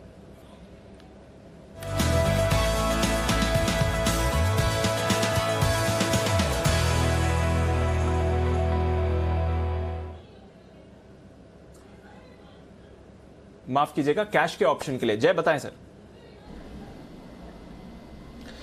जी दीपांशु, जो हिसाब से ये फाइनल आवर में अब ब्रेकडाउन आ रहा है, मुझे ऐसा लग रहा है निफ्टी का 14,650 के स्ट्राइक का 1 अप्रैल की एक्सपायरी का पुट ऑप्शन खरीदना चाहिए। 234 पे अभी मिल रहा है, 234 पे मिल रहा है। आप 181 का एक स्टॉप लॉस प्लेस कीजिए यहाँ पे, एंड डेफिनेटली यहाँ पे शॉर्ट पोजीशंस बनाई जा सकती है पुट के थ्रू। 1 अप्रैल की एक्सपायरी का 14,650 के स्ट्राइक का पुट ऑप्शन 234 पे, 181 का स्टॉप लॉस रहेगा। फर्स्ट टारगेट दीप इसमें ऊपर में बनेगा 292 का, सेकंड टारगेट बनेगा 312 का। 292, 312 ये दो टारगेट्स के लिए खरीद के चल सकते हैं। मुझे ऐसा लग रहा है कि वी आर हेडिंग टूवर्ड्स 475, उतना तो हमें देखने मिलेगा इमीडिएटली इस लेवल से। अगर 475, 450 के लेवल्स होल्ड कर गए तो वहाँ पे प्रॉफिट बुक करना चाहिए। अगर वहाँ से गिरावट देखने मिली तो ये फॉल और भी एक्सटेंड हो सकता है। ओके, तो यहाँ पर जय 14,650 का पुट बोला आपने, राइट? कल अगले हफ्ते की एक्सपायरी का बिल्कुल दीपांशु, 14,650 के स्ट्राइक का पुट ऑप्शन खरीदना है 1 अप्रैल की एक्सपायरी का। ओके, तो अगले हफ्ते की एक्सपायरी 14,650 का पुट खरीदना है, ये जय की राय है। और यहां से बाजार 50-60 पॉइंट बल्कि ऑलमोस्ट 100 पॉइंट यहां से और नीचे जाते हुए दिख सकते हैं। तो बाजार में बिकवाली का दबाव इस समय डेफिनेटली बढ़ते हुए दिख रहा है और ढेरों स्टॉक्स हैं जो प्रेशर में आ रहे हैं। पर कुछ कैश स्टॉक्स हैं जहां पर एक्शन बन रहा है। और लॉजिस्टिक स्पेस पर नजर रखिए, क्योंकि जो ये अब शिपिंग लेन ब्लॉक हो गई है सुएज कनाल के एक बड़े शिप के अटकने की वजह से, उससे अब बाजार का अनुमान लग रहा है कि फ्रेट रेट्स में एक बड़ा उछाल आ सकता है जिस तरह से ये डीले बढ़ते हुए जा रहा है। टीसीआई एक्सप्रेस एक काउंटर है, नजर रखिए सचिन जी, कैश काउंटर है टीसीआई एक्सप्रेस, और अभी अभी एक बड़ा स्पाइक आते हुए दिखा है इस काउंटर पर। क्या चल रहा है, जरा देखिए इसे। दीपांशु इनफैक्ट अपने 200 डे एक्सपोनेंशियल एवरेज को काफ़ी रिस्पेक्ट दे रहा है। काउंटर अराउंड 850 के आसपास के ये एवरेज प्लेस्ड है, एंड वहीं पर जाके पिछले 4 दिनों की जो गिरावट थी वो एक ही दिन में अभी उसने कवर कर लिया। तो डेफिनेटली एक ये एक्शन काफ़ी इंटरेस्टिंग है। जिस तरीके से वॉल्यूम पार्टिसिपेशन है वो भी काफ़ी सिग्निफिकेंट है। स्ट्रक्चर बिल्कुल भी वीक नहीं है। इनफैक्ट मुझे लग रहा है कि जो एक लोअर बाउंड था अराउंड 860, 850 के आसपास का, आई थिंक वो पर्टिकुलर लेवल अचीव हो चुका है।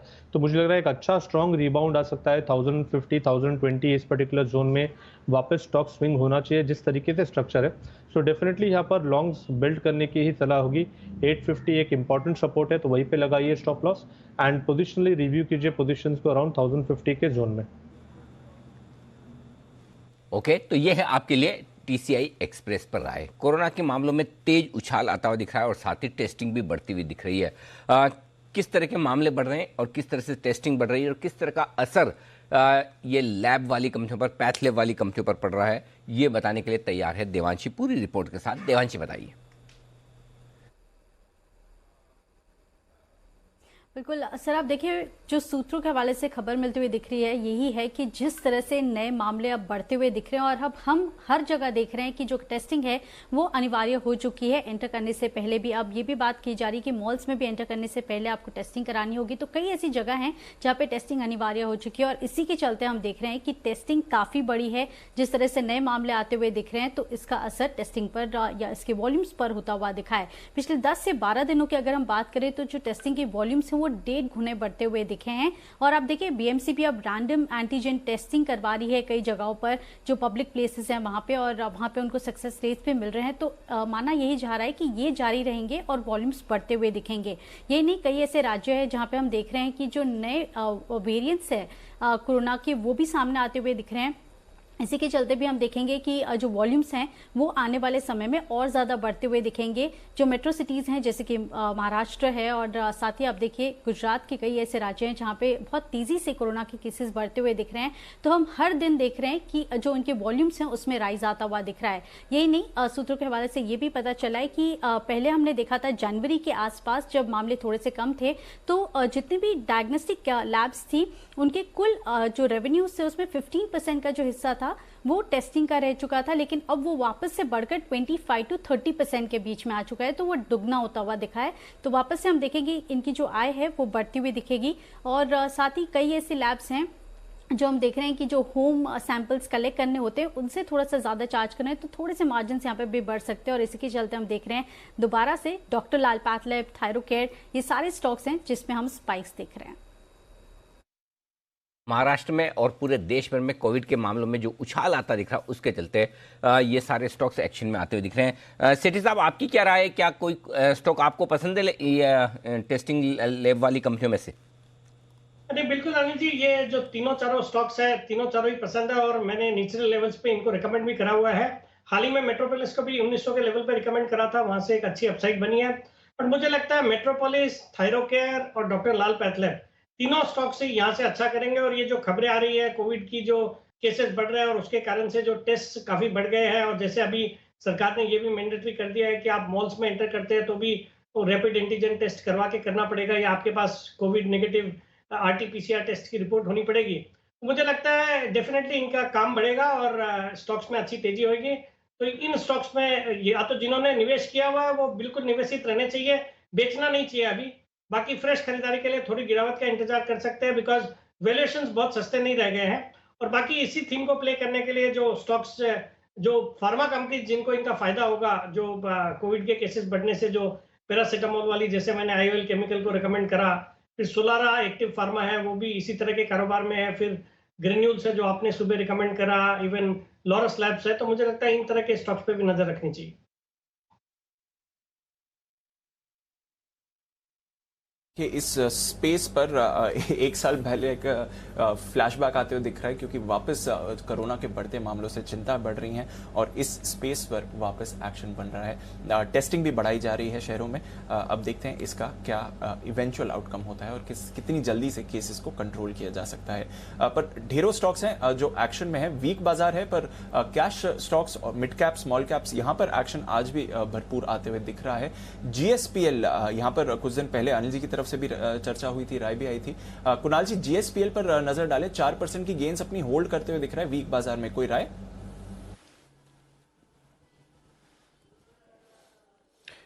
देखिए, बिल्कुल आपने सही कहा दीपांशु, आज बाजार कमजोर है, बावजूद उसके स्टॉक में एक अपटिक देखने को मिल रहा है और एक बुलिश फ्लैग पैटर्न का ब्रेकआउट भी आता हुआ दिख रहा है।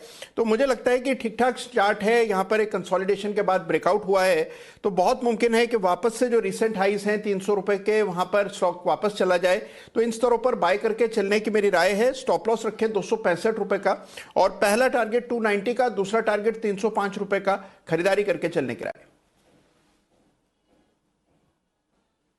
खरीदारी करके चलने की राय है। 3 मार्च को अनिल जी ने आपके लिए खरीदारी की राय दी थी 255-260 के लेवल्स पर, वहां से सारे टारगेट्स आते हुए दिखे। उसके बाद ऑलमोस्ट 300 तक स्टॉक गया, फिर दोबारा थोड़ा कूल ऑफ होकर वापस मूवमेंट में आ रहा है। तो GSPL इस काउंटर पर रखें नजर रखते हैं। कॉल जो वागले साहब दे रहे हैं, बिगुल वागले का वंडर।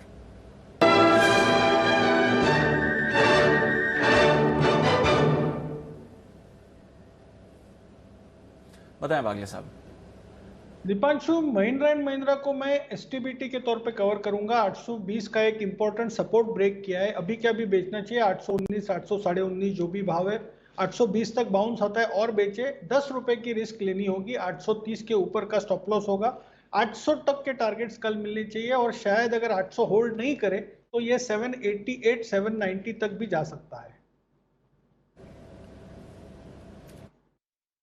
और महिंद्रा एंड महिंद्रा ये वो स्टॉक है जो जय ने भी आज शॉर्ट करने की राय दी थी अभी शुरुआत में ही, इस शो की शुरुआत में। पुट ऑप्शन खरीद करके 800 रुपये वाला पुट ऑप्शन आप खरीदिए महिंद्रा एंड महिंद्रा में। तो ये है आपके लिए बिकवाली करने की राय आती हुई दिख रही। तो महिंद्रा एंड महिंद्रा कमजोरी की तरफ बढ़ता हुआ स्टॉक। थोड़ी देर में हम आपको बताएंगे भी कौन से शेयर हैं जो बैन में से बाहर निकलने की तैयारी में। लेकिन ऑटो कंपनियां चूंकि एक्शन में हैं, फोकस में हैं।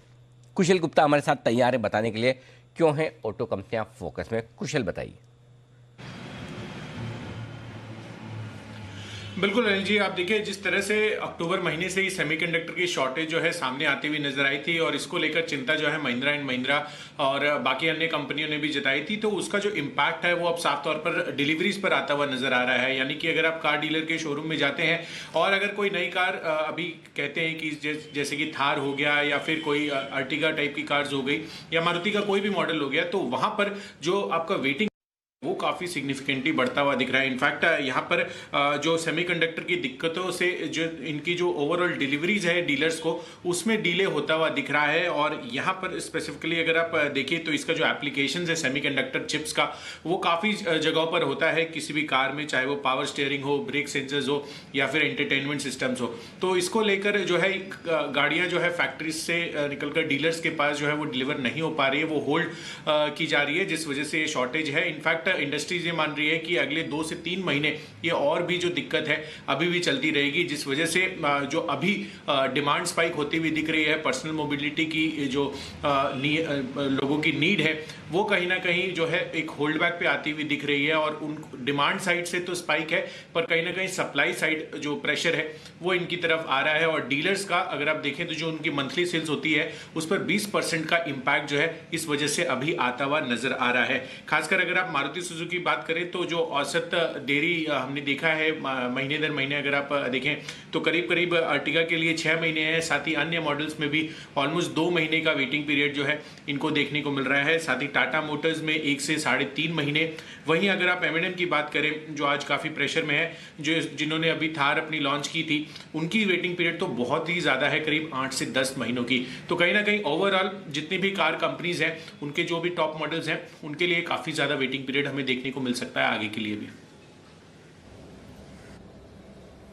ओके, तो वेटिंग पीरियड बढ़ सकता है कारों के लिए। सेमीकंडक्टर शॉर्टेज वर्ल्ड वाइड ये एक परेशानी बनती हुई दिख रही है और काफी सारे सेक्टर्स पर इसका भारी प्रभाव आते हुए दिख रहा है। सेठी साहब कैसे देखें ये जो सेमीकंडक्टर शॉर्टेज है? अभी ऑटो स्टॉक्स पर देखिए शॉर्ट कॉल्स आ रही हैं और काफी सारे स्टॉक्स आज प्रेशर में हैं, पर क्या इससे आगे जाकर और इम्पैक्ट पड़ सकता है ऑटो कंपनीज पर? नहीं, बिल्कुल देखिए, डेफिनेटली नेगेटिव न्यूज है ऑटो सेक्टर के लिए, ऑटो कंपोनेंट सेक्टर के लिए। और उसके वजह से हम देख भी रहे हैं कि ऑटो कंपोनेंट स्टॉक्स जो कि काफी एक तेजी के माहौल में थे, वहां पे एक अच्छी खासी गिरावट आई है। ऑटो स्टॉक्स में भी गिरावट आई है। मुझे लगता है ये कुछ दिन और चल सकता है, तो हाल फिलहाल तो इसमें होल्ड करने की सलाह रहेगी या फ्रेश खरीदारी नहीं करनी चाहिए। बाकी एक सब्सटेंशियल गिरावट आती है, जिस तरह से बाजार भी अभी वीक है, तो मुझे लगता है थोड़ा इंतजार करना चाहिए और उसके बाद जो अच्छी क्वालिटी के ऑटो या ऑटो कंपोनेंट स्टॉक्स है उनमें लंबी अवधि के लिहाज से खरीदारी करने की सलाह रहेगी।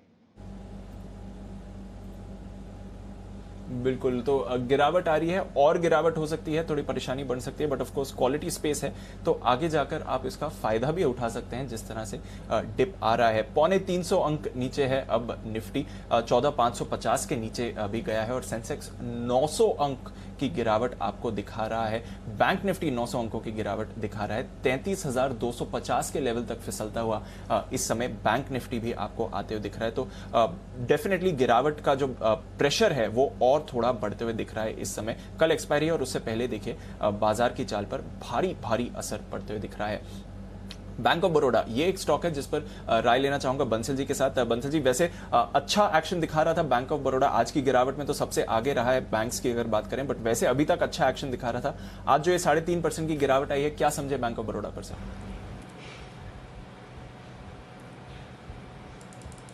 देखिए दीपांशु, गिरावट आई है, साथ में एक नेगेटिव क्रॉसओवर भी देखने को मिला है और स्टॉक में गिरावट एक्सटेंड हो सकती है नीचे में 67-68 तक स्टॉक गिर सकता है। तो दीपांशु अगर 67-66 के लेवल्स मिलते हैं और कल के बाद मिलते हैं तब यहाँ पर खरीदारी की राय होगी, क्योंकि एक्सपायरी का प्रेशर निकल जाएगा। इस सीरीज में काफी लोगों ने बैंक ऑफ बड़ौदा को खरीदा है क्योंकि QIP हुआ था 85 रुपीज के अराउंड और एक गिरावट देखने को मिली। तो 66-67 के लेवल्स मिलते हैं नीचे में, तो वहां खरीदारी की राय होगी। As of now negative crossover है और पॉसिबिलिटी है 70 के लेवल्स भी नीचे में टूटेंगे। बिल्कुल, 70 के लेवल्स भी टूट सकते हैं। बैंक ऑफ बड़ौदा पर रखें नजर। जय, IDFC फर्स्ट बैंक पर क्या सलाह देंगे? सिमिलर व्यू कि एक्सपायरी की वजह से गिरावट आ रही है और इनफैक्ट आगे के लिए खरीदने का मौका हो सकता है, या फिर और गिरावट देखते हैं यहाँ पर? दीप, मुझे ऐसा लग रहा है कि IDFC फर्स्ट बैंक में भी हमें और यहाँ से गिरावट देखने मिल सकती है। शॉर्ट टर्म में जो बैंक निफ्टी के साथ इसमें बाउंस आया, एक अच्छा रिट्रेसमेंट हमें देखने मिला, 62 के करीब लेवल्स हमें यहाँ पे देखने मिले।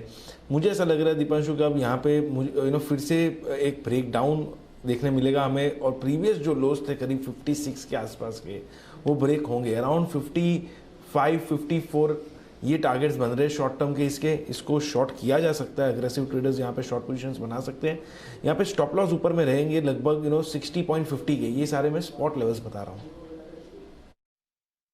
आपके लिए। IDFC फर्स्ट बैंक पर आए, लेकिन इस बीच एक निफ्टी पर निशाना लगाने के लिए आज से नितिन जी ने आपको दिया था पुट ऑप्शन खरीदारी करने की राय 14,700 का in the money put option, और जिसका टारगेट उन्होंने बताया कि 200 रुपये का टारगेट रखिए और वो टारगेट हासिल करता हुआ दिखा है। 183 रुपये हासिल तो नहीं हुआ, 183 तक पहुंचा है और उनकी राय यह है कि अब प्रॉफिट बुक कर लीजिए। इंट्राडे में 110 से 183 हो गया है तो प्रॉफिट बुक कर सकते हैं, मुनाफा वसूल करने की राय है। और दूसरा है जय की तरफ से, जो जय ने सुबह स्प्रेड दिया था 14,700 का पुट खरीदिए, 14,800 का कॉल खरीदिए। किसी एक तरफ बड़ा मूव आने की संभावना है, आज और कल में वो एकदम सही निकला और 139 रुपये में जो ये आपको स्प्रेड बनाने की राय दी थी और इसका पहला टारगेट दिया था 204 रुपये का, तो ये टारगेट आपका लगभग हासिल हो चुका है। इसका स्प्रेड बढ़कर हो गया 197 रुपये पर।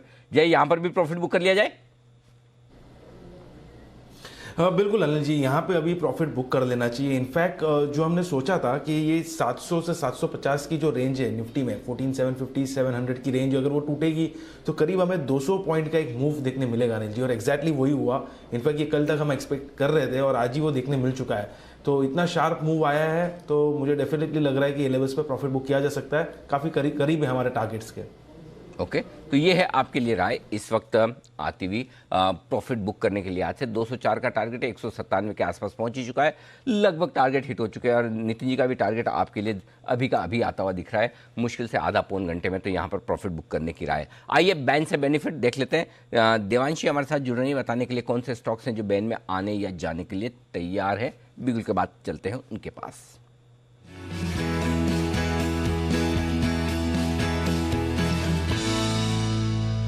दो स्टॉक है बैन में, आइडिया और सेल। देवांशी, कोई बाहर निकलने को तैयार है? जी सर, सेल निकल सकता है क्योंकि मार्केट की पोजीशन थोड़ी या हालात थोड़े ऐसे हैं, तो शायद थोड़ी सी अगर पोजीशन कटती है तो सेल बाहर आएगा, क्योंकि आप देखिए 82% के आसपास किसकी मार्केट वाइड पोजीशन है। 80 से नीचे आएंगे तो निकलेगा। ओके, तो सेल में 82% और आइडिया में 83% के आसपास की पोजीशन है। तो चलिए, ये है आपके लिए बॉर्डर लाइन पर है मामला। अगर आज नहीं निकला तो फिर कल सबको रोल ओवर करने का मौका मिलेगा नहीं और फिर आपको अपनी पोजीशन छोड़नी होगी। देखते हैं क्या कुछ होता है। ये है वोडाफोन। अच्छा, एंट्री किसी की होगी? सर, पंजाब नेशनल बैंक है। ये इंटरेस्टिंग था क्योंकि आप देखिए आज पंजाब नेशनल बैंक में काफी पोजीशन बनी है, 97% मार्केट वाइड पोजीशन है, तो ये आ जाएगा बैन में आज। ओके, तो बैन में आने की तैयारी। पीएनबी की 95% के ऊपर बैन में आता है। अगर आखिरी मिनटों में कुछ पोजीशन कम होगी तब तो ठीक, नहीं हुई तो फिर ये कल बैन में आ जाएगा। सीरीज के आखिरी दिन बैन में ऐसा आमतौर पर होता नहीं है क्योंकि रोलर्स के लिहाज से थोड़ी सी पोजीशन इंट्राडे में आपको अलग दिखती है, क्लोजिंग तक सेटल हो जाता है, तो हो सकता है सेटल हो जाए। नहीं हुआ तो बैन में आएगा, संभावना कम है। लेकिन एक और स्टॉक जहां पर एक्शन भरपूर है, वो आमतौर पर कम सुर्खियों में रहता है लेकिन फंडामेंटली मजबूत, उस पर टेक्निकल राय भी लेंगे कुणाल जी से, लेकिन उससे पहले जानना ये जरूरी कि फंडामेंटली ये स्टॉक एक्शन में क्यों है, और उसका नाम है SML इसूजू। जी हाँ, स्वराज माजदा लिमिटेड पहले नाम हुआ करता था और इसूजू के साथ इसका जो जॉइंट वेंचर था, दोनों के मर्ज होकर ये जो कंपनी बनी है, इस पर एक्शन भरपूर दिख रहा है। कुशल बताने के लिए तैयार है। कुशल, क्या हो रहा है इस कंपनी में? बिल्कुल, ये कंपनी आज फोकस में इसलिए भी आई है क्योंकि अब से 2-3 घंटे पहले एक न्यूज़ आई थी इंटरनेशनल मीडिया में कि यहाँ पर जो दो डोमेस्टिक जापानीज कंपनियां हैं, ऑटो कंपनियां, टोयोटा मोटर्स और साथ ही इसूजू मोटर्स, इन दोनों के बीच में जो है एक कैपिटल टाई अप हुआ है, जिसके तहत टोयोटा मोटर्स जो है करीब 4.5% हिस्सेदारी इसूजू मोटर्स में खरीदती हुई नजर आएगी और उसमें करीब 3,000 करोड़ रुपए का ये निवेश करेंगे। और लाइकवाइज ये रिवर्स ट्रांजैक्शन जो है वो इसूजू मोटर्स भी जो है टोयोटा मोटर्स में हिस्सेदारी खरीदने में लगाएंगे ऑलमोस्ट 3,000 करोड़ रुपए की। अब ये टाई अप क्यों हुआ है, आप यहाँ पे इंटरेस्टिंग एस्पेक्ट है जिसको आपको नोट करना है। और ये टाई अप जो है कमर्शियल व्हीकल्स, खासकर जो इलेक्ट्रिक व्हीकल्स है और जो फ्यूल सेल्स टेक्नोलॉजी से व्हीकल्स बनेंगे, इन दोनों पर सबसे बड़ा फोकस जो है अब कंपनी का बनता हुआ नजर आ रहा है। इनफैक्ट 2018 में तक जो इनका कैपिटल टाई अप था, उसके बाद ये दोबारा जो है 2021 में ये नया टाई अप होता हुआ नजर आया है और इलेक्ट्रिक इलेक्ट्रिफिकेशन पर सबसे बड़ा फोकस जो है अब दोनों कंपनियों का बन रहा है। अब यहाँ पर SML इसूजू की बात इसलिए आ रही है क्योंकि SML इसूजू में अगर आप शेयर होल्डिंग पैटर्न देखें इसमें तो करीब 15% हिस्सेदारी इसूजू मोटर्स की है। और यहाँ पर अगर आप ट्रक्स और बसेस से जो इनका रेवेन्यू पैटर्न है उसको भी अगर आप स्टडी करें तो ट्रक्स से करीब 27% रेवेन्यू आता है और बसेस से करीब 64% रेवेन्यू आता है। तो अनुमान ये लगाया जा रहा है कि ये जिस तरह का टेक्नोलॉजी ट्रांसफर टोयोटा और इसूजू मोटर्स के बीच में होता हुआ दिखेगा, वो अगर इंपैक्ट SML इसूजू को भी मिलता है तो भारत में भी यहाँ पर इलेक्ट्रिक व्हीकल्स खासकर कमर्शियल व्हीकल स्पेस में काफी बड़ा इंपैक्ट ये करते हुए नजर आ सकते हैं। सुजू ये है इसके लिए बड़ी खबर और यहाँ पर इन खबरों के दम पर स्टॉक में जबरदस्त एक्शन दिख रहा है। आज भी 40 रुपये यानी कि 8-9% ऊपर है। मालामाल वीकली में हमने इस स्टॉक को भी रिकमेंड किया था और बहुत ही बेहतरीन फंडामेंटल वाला शेयर और जहाँ तक मुझे याद है कुणाल जी के पोर्टफोलियो में भी। कुणाल जी आजकल आपके पोर्टफोलियो वाले शेयरों का जिक्र ही नहीं होता बहुत ज़्यादा, ये है आपके पोर्टफोलियो में? नहीं अनिल जी, मेरे पोर्टफोलियो में नहीं है अनिल जी, लेकिन ये स्टॉक है बड़ा जबरदस्त और अनिल जी कई दिनों से मैं इसको अपने रडार पर रखे हुए हूं। इसमें अनिल जी देखिए क्या है कि ये स्टॉक एक समय पर 1600 रुपए पर ट्रेड होता था, वहां से एक बड़ा डीप करेक्शन स्टॉक में आया और अब जब इसमें मालामाल वीकली में इसको रेकमेंड किया उसके बाद इसमें एक तेजी बनी। मुझे लगता है अनिल जी इन स्तरों पर इसको बाय करके भूल जाना चाहिए। ये स्टॉक इस तरह का है कि आपको ये आपका पेशेंस टेस्ट करेगा, धीमी गति से चलता है लेकिन ये जब चलेगा तब इसमें आपको वापस से मौजूदा स्तरों से डबल होने का पोटेंशियल स्टॉक में नजर आता है। तो मेरी राय में अनिल जी अगर आप लेकर भूल सकते हो तो उस तरह का स्टॉक है SML इसूजू। इसमें टाइमिंग करना बहुत ही मुश्किल है, इसलिए ऐसा नहीं है कि इसको अभी खरीदना है, आप धीरे धीरे करके एक्यूमुलेट करें। जैसे ही स्टॉक 600 की बाधा को पार करेगा इसमें फिर आपको सीधा 1000 रुपए के लेवल्स आते हुए दिखेंगे। ओके, तो ये है आपके लिए 1000 रुपए तक के लेवल्स आने की संभावना SML इसूजू। ये है वो बेहतरीन स्टॉक। सेठी साहब आप ट्रैक करते हैं फंडामेंटली इसे? देखिए अनिल जी बहुत क्लोजली तो ट्रैक नहीं करता हूं, बट एक अच्छी क्वालिटी की कंपनी है और ऊपर से अच्छी खासी गिरावट भी हो चुकी है, तो मुझे लगता है करंट लेवल्स पे या कोई भी गिरावट में इसमें बिल्कुल खरीदा जा सकता है स्टॉक को।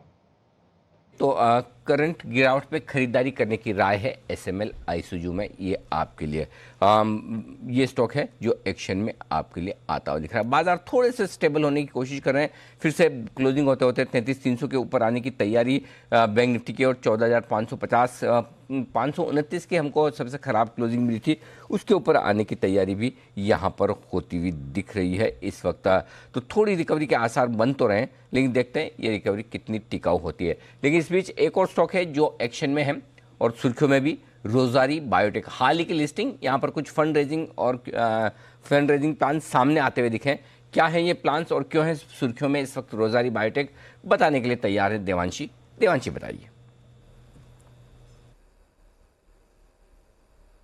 बिल्कुल अनिल जी, आप देखिए आज सुबह ही खबर आते हुए दिखी कि कंपनी की प्रेफरेंशियल अलॉटमेंट के जरिए 300 करोड़ रुपए जुटाने की योजना है। अब ये जो 300 करोड़ है वो 30 लाख शेयर्स वो देंगे, अलॉट करेंगे। और आप देखिए इंटरेस्टिंग बात ये है कि फिलहाल डिस्काउंट पर वो अलॉटमेंट करते हुए दिख रहे हैं। करंट या जो कल की जो क्लोजिंग थी वो 1112 रुपीज के आसपास थी, लेकिन कंपनी ने ये जो प्रेफरेंशियल शेयर अलॉट करेंगी वो करीब 996 रुपीज प्रति शेयर पे करेगी, यानी कि कुल मिला के 10% के डिस्काउंट पर ये फंड रेजिंग करने का फैसला कंपनी के बोर्ड ने लिया है।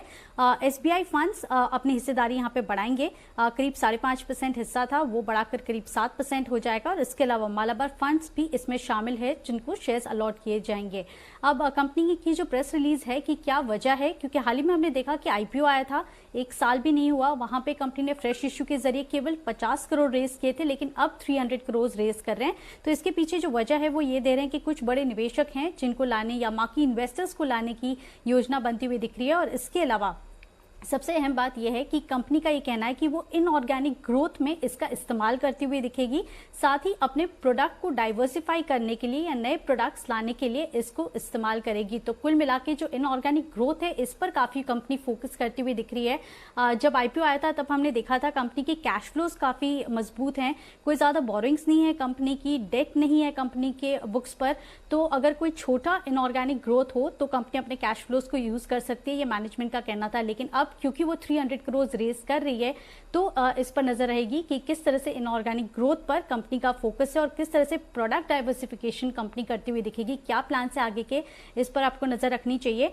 अब देखिए ज्यादा रिटर्न्स नहीं दिए हैं इस कंपनी ने, प्रीमियम पर लिस्टिंग जरूर होती हुई दिखी थी आईपीओ में, लेकिन पिछले एक हफ्ते में स्टॉक ने करीब 10% तक के रिटर्न्स दिए हैं। लेकिन अगर लिस्टिंग के बाद आप देखिए तो मुश्किल से 45% ये स्टॉक चलता हुआ दिखा है। तो अब नजर है कि किस तरह से इनऑर्गेनिक ग्रोथ पर कंपनी का फोकस बनता हुआ दिख रहा है। ओके, तो आगे की ग्रोथ पर क्या एक्शन दिखेगा, यहां पर नजर रखिए। रोजारी बायोटेक सिटीज, आप कैसे समझे इस खबर को, क्योंकि with in a year of IPO ये फंड रेजिंग कर रहे हैं, पर कंपनी का कहना है कि कुछ बड़े इन्वेस्टर्स निवेश करना चाहते हैं, इसके लिए मौका दे रहे हैं, जैसे देवांशी कह रही थी, और एक्विजिशन के लिए इस पूंजी का इस्तेमाल किया जा सकता है। क्या अप्रोच रहनी चाहिए रोजारी पर सर? बिल्कुल दीपांशु, देखिए जो आईपीओ आया था उसको तो बहुत ही जबरदस्त एक दमदार रिस्पांस मिला था और लिस्टिंग पे भी अच्छे पैसे बने लोगों के, और उसके बाद से भी स्टॉक ने अच्छे रनअप दिखाया। और अभी चूंकि ये प्रेफरेंशियल अलॉटमेंट एक तो बहुत जल्दी आ गया है, मतलब आईपीओ के अभी साल भर के अंदर वापस से फंड जुटाने आ गए, जो कि बहुत ज्यादा पॉजिटिवली नहीं लिया जाना चाहिए, बट चूंकि इनका रीजन है कि अच्छे निवेशकों को लाना है, तो उस लिहाज से इन्होंने प्रेफरेंशियल अलॉटमेंट किया और इस फंड को एक्विजिशन में यूज करेंगे। मुझे लगता है एक चांस दिया जाना चाहिए इस स्टॉक को।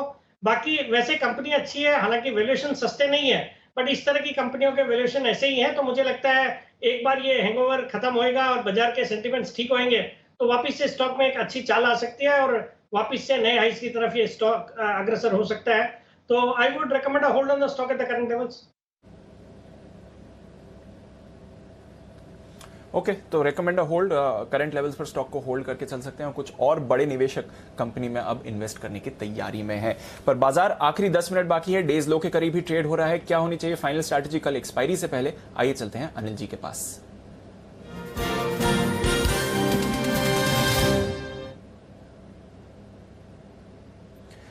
अनिल जी, ग्लोबल मार्केट में तो कुछ ज्यादा बदला नहीं है। डाउ फ्यूचर्स अभी भी 85 अंक ऊपर ही दिख रहे हैं, नैस्डैक फ्यूचर्स 1% की तेजी में है, यूरोप में आधे % की गिरावट है।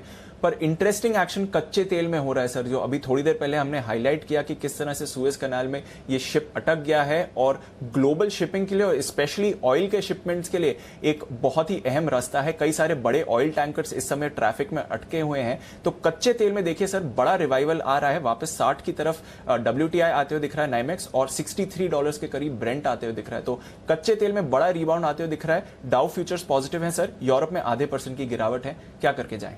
पहली चीज़ तो है कि यहाँ पर शॉर्ट नहीं करना चाहिए, और दूसरी बात है कि हल्की फुल्की शॉर्ट्स काट भी लेनी चाहिए, क्योंकि एकदम इंपॉर्टेंट सपोर्ट लेवल के आसपास निफ्टी बंद होता हुआ दिख रहा है।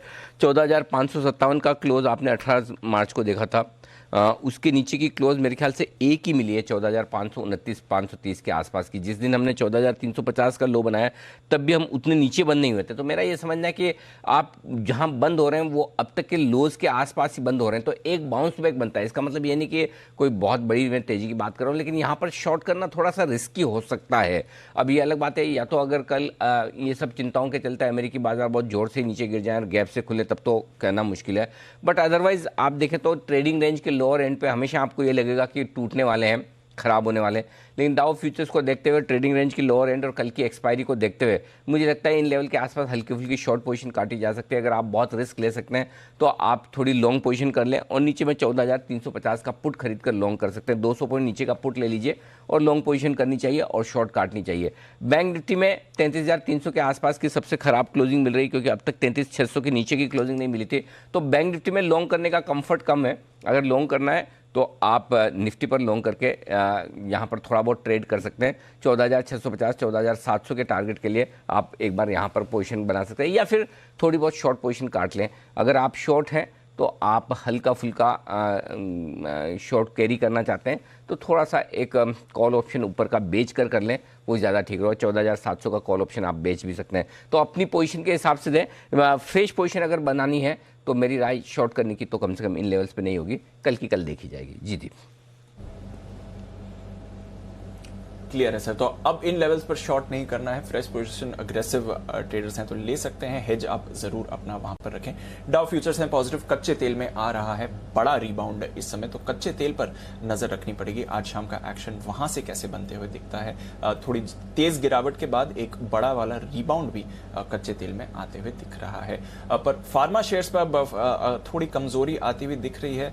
एक जो बाउंस बैक आ रहा था आज सुबह फार्मा में, वो थोड़ी अपनी गेन्स सारे के सारे फार्मा शेयर्स गिव अप कर रहे हैं, तो टुवर्ड्स क्लोज ऑफ ट्रेड थोड़ी मुनाफा वसूली फार्मा में भी आती हुई दिख रही है। जय, कैडिला पर अभी अभी गिरावट आती हुई दिखी है, 1.5% नीचे गया है स्टॉक, क्या राय बनती है कैडिला पर? देखिए दीपांशु, कैडिला में थोड़ा बहुत हमें एक हायर लेवल से एक सेल ऑफ देखने मिला ज़रूर है, बट मुझे ऐसा लग रहा है कि लोअर लेवल्स पे ये स्टॉक में एक सपोर्ट भी है, करीब 419 के आसपास स्पॉट लेवल्स अगर मैं बात करूँ तो 419 के आसपास इसका एक अच्छा सपोर्ट लेवल है दीप, एंड वो ब्रेक होता है तो ही मानना चाहिए कि इसमें और वीकनेस हमें देखने मिलेगी। अदरवाइज कैडिला एक रेंज में ट्रेड कर सकता है, 419 से लेकर ऑन दी अपसाइड लगभग 445, ये रेंज रहेंगी कैडिला की at least for few days. Okay, तो ये है आपके लिए कैडिला पर राय। सचिन जी, अभी अभी अपोलो टायर्स पर एक बड़ा ब्रेकडाउन आया है, 225 से 220 के लेवल्स पर आज जो दिखा है अपोलो टायर्स, जरा इसकी चार्ट देख के बताएं क्या चल रहा है। Deep, I think tyre in fact auto इस पूरे सेक्टर में थोड़ा सा दबाव जरूर है। इनफैक्ट अपोलो टायर्स की अगर हम बात करें तो मुझे लग रहा है 220-25 के आसपास एक अच्छा रेजिस्टेंस है। जब तक ये पर्टिकुलर रेजिस्टेंस और क्लोजिंग बेसिस निकलता नहीं है तब तक मुझे लग रहा है जो एक लो टॉप लो बॉटम सीक्वेंस है वो पर्टिकुलर सीक्वेंस चेंज नहीं होनी चाहिए। ऑन द कंट्ररी मुझे लग रहा है कि सपोर्ट वापस एक बार रिविजिट होना चाहिए जो लगभग अराउंड 215 के आसपास है। तो इसी पर्टिकुलर रेंज में थोड़ा स्टॉक और ऑस्किलेट हो सकता है, एक डाउनवर्ड स्लोपिंग रेंज में है। तो मुझे लग रहा है यहाँ पर बिकवाली ही करनी चाहिए जब तक 225 डिसाइसिवली क्लोज नहीं होता तब तक। तो थोड़ी और वीकनेस आ सकती है, 210-215 के आसपास के जोन वापस रिविजिट होने चाहिए। ओके, तो 210-215 अपोलो टायर्स दिखा सकता है आपको। मीनवाइल 200 तोड़ने के लिए तैयार है मदरसन सुमी। वागले साहब जरा इस पर राय दे, 2 दिन पहले आपका शॉर्ट कॉल भी था मदरसन पर, और फिलहाल ऑटोज में देखें तो 5% की गिरावट के साथ सबसे बड़ा लूजर है मदरसन सुमी। सर दीपांशु, मेरे हिसाब से 200 के नीचे ये 10 रुपए की मूव और देगा, शायद ये मूव कल आएगी। तो अभी आज बेचे या कल बेचे वो देखना होगा, लेकिन वीकनेस 200 के नीचे ही आएगा।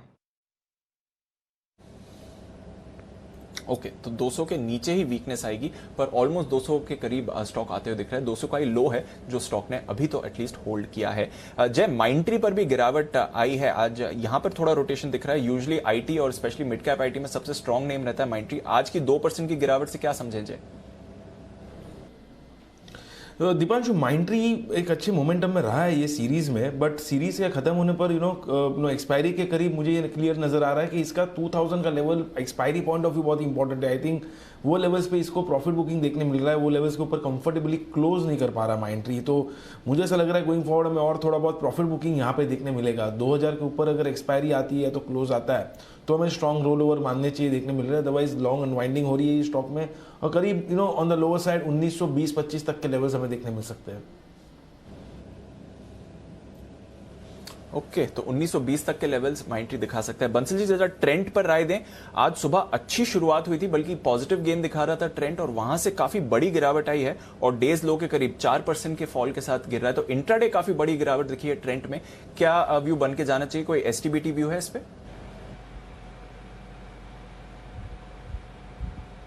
नहीं दीपांशु, देखिए स्टॉक में गिरावट आई है। इनफैक्ट एक लेवल है काफी इंपॉर्टेंट, 775 का एक इंपॉर्टेंट लेवल है, वो लेवल्स नहीं टूटे हैं, और 775 एक सपोर्ट है। खरीदारी की राय नहीं है, बट जो लोग ऊपर लेके वेट कर रहे हैं तो 775 एक मुनासिब स्टॉप लॉस है, उस स्टॉप लॉस के साथ होल्ड की राय है।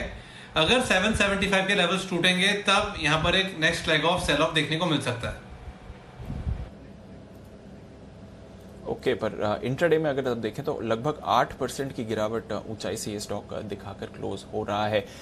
कमजोर एक्शन वाला दिन, कल एक्सपायरी से पहले आज बाजार में आई है बड़ी गिरावट। 250 पॉइंट नीचे निफ्टी क्लोज कर रहा है, बैंक निफ्टी 800 पॉइंट्स और सेंसेक्स भी 800 पॉइंट, बट एंड में हल्की सी रिकवरी भी हुई है निचले स्तरों से।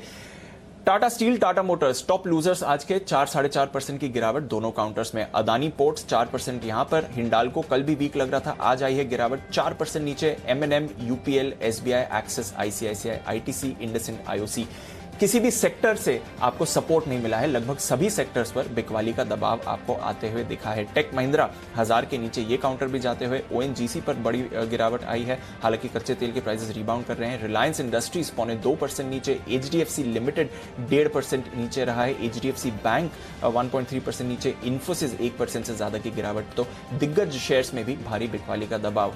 सिप्ला इस काउंटर ने करा है आज होल्ड आउट, अच्छी गेंस के साथ बंद होते हुए दिख रहा है। आज सुबह भी इस स्टॉक के बारे में हम चर्चा कर रहे थे।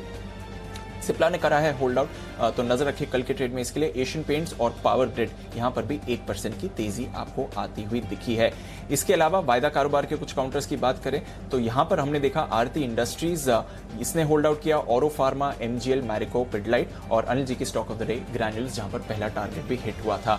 पर मदरसन सुमी 5% का ब्रेकडाउन, डीएलएफ 4.5% नीचे, RBL bank, India bulls housing यहां पर वीकनेस आती हुई, वोडाफोन आइडिया 4.5% नीचे ये काउंटर। हालांकि कुछ खबरें पॉजिटिव रही हैं। PNB, M&M Finance, L&T Finance, IDFC First Bank, Piramal Enterprises, इन सभी एनबीएफसीज पर और फाइनेंशियल स्टॉक्स पर वीकनेस आती हुई दिखी। एमएनएम, एक्साइड यहां पर वीकनेस का रुझान आपको बनते हुए दिखा। साथ ही हमने देखा टाटा मोटर्स जो 4.5% नीचे बंद हुआ, टाटा केमिकल्स पर भी 3.5% की गिरावट आती हुई दिखी। अपोलो टायर्स बड़ा वाला ब्रेकडाउन अभी थोड़ी देर पहले आया, आरईसी यहां पर weakness, federal bank, Tata power 3.5% नीचे, हालांकि 100 के लेवल्स के ऊपर की ही क्लोजिंग इसकी हो रही है। L&T Technology, Sun TV, Page Industries, PVR, Godrej Properties कुछ और काउंटर्स थे जहां पर आज वीकनेस आपको आती हुई दिखी है। कैश यूनिवर्स में कुछ एक्टिव नाम जरूर आपको आज आते हुए दिखे। एसएमएल इसूजू जिसके बारे में हमने अभी बात करी, बैंक ऑफ महाराष्ट्र, बलरामपुर चीनी 4.5% ऊपर, आईओएल केमिकल्स, सोलारा एक्टिव यहां पर भी एक्शन दिखा और जेबी केमिकल्स पर भी एक स्पाइक रहा आज। पर अनिल जी कमजोरी वाला दिन, बाजार के बॉटम के 1 साल के एनिवर्सरी के दिन कल होल्ड आउट करा, आज थोड़ी कमजोरी आती है। देखिए कल एक्सपायरी से पहले 800 पॉइंट्स नीचे निफ्टी बैंक सर और 14,550 एटलीस्ट प्रोविजनल क्लोजिंग के ऊपर वहां पर फिगर आ रहा है निफ्टी पर। बिल्कुल, और 18 तारीख की जो 14,557 की क्लोजिंग थी उसके नीचे की क्लोजिंग आने के पूरे आसार है आखिरी घंटे में। तो मार्च के महीने की सबसे लोएस्ट क्लोजिंग ये आपके लिए होती हुई दिखेगी।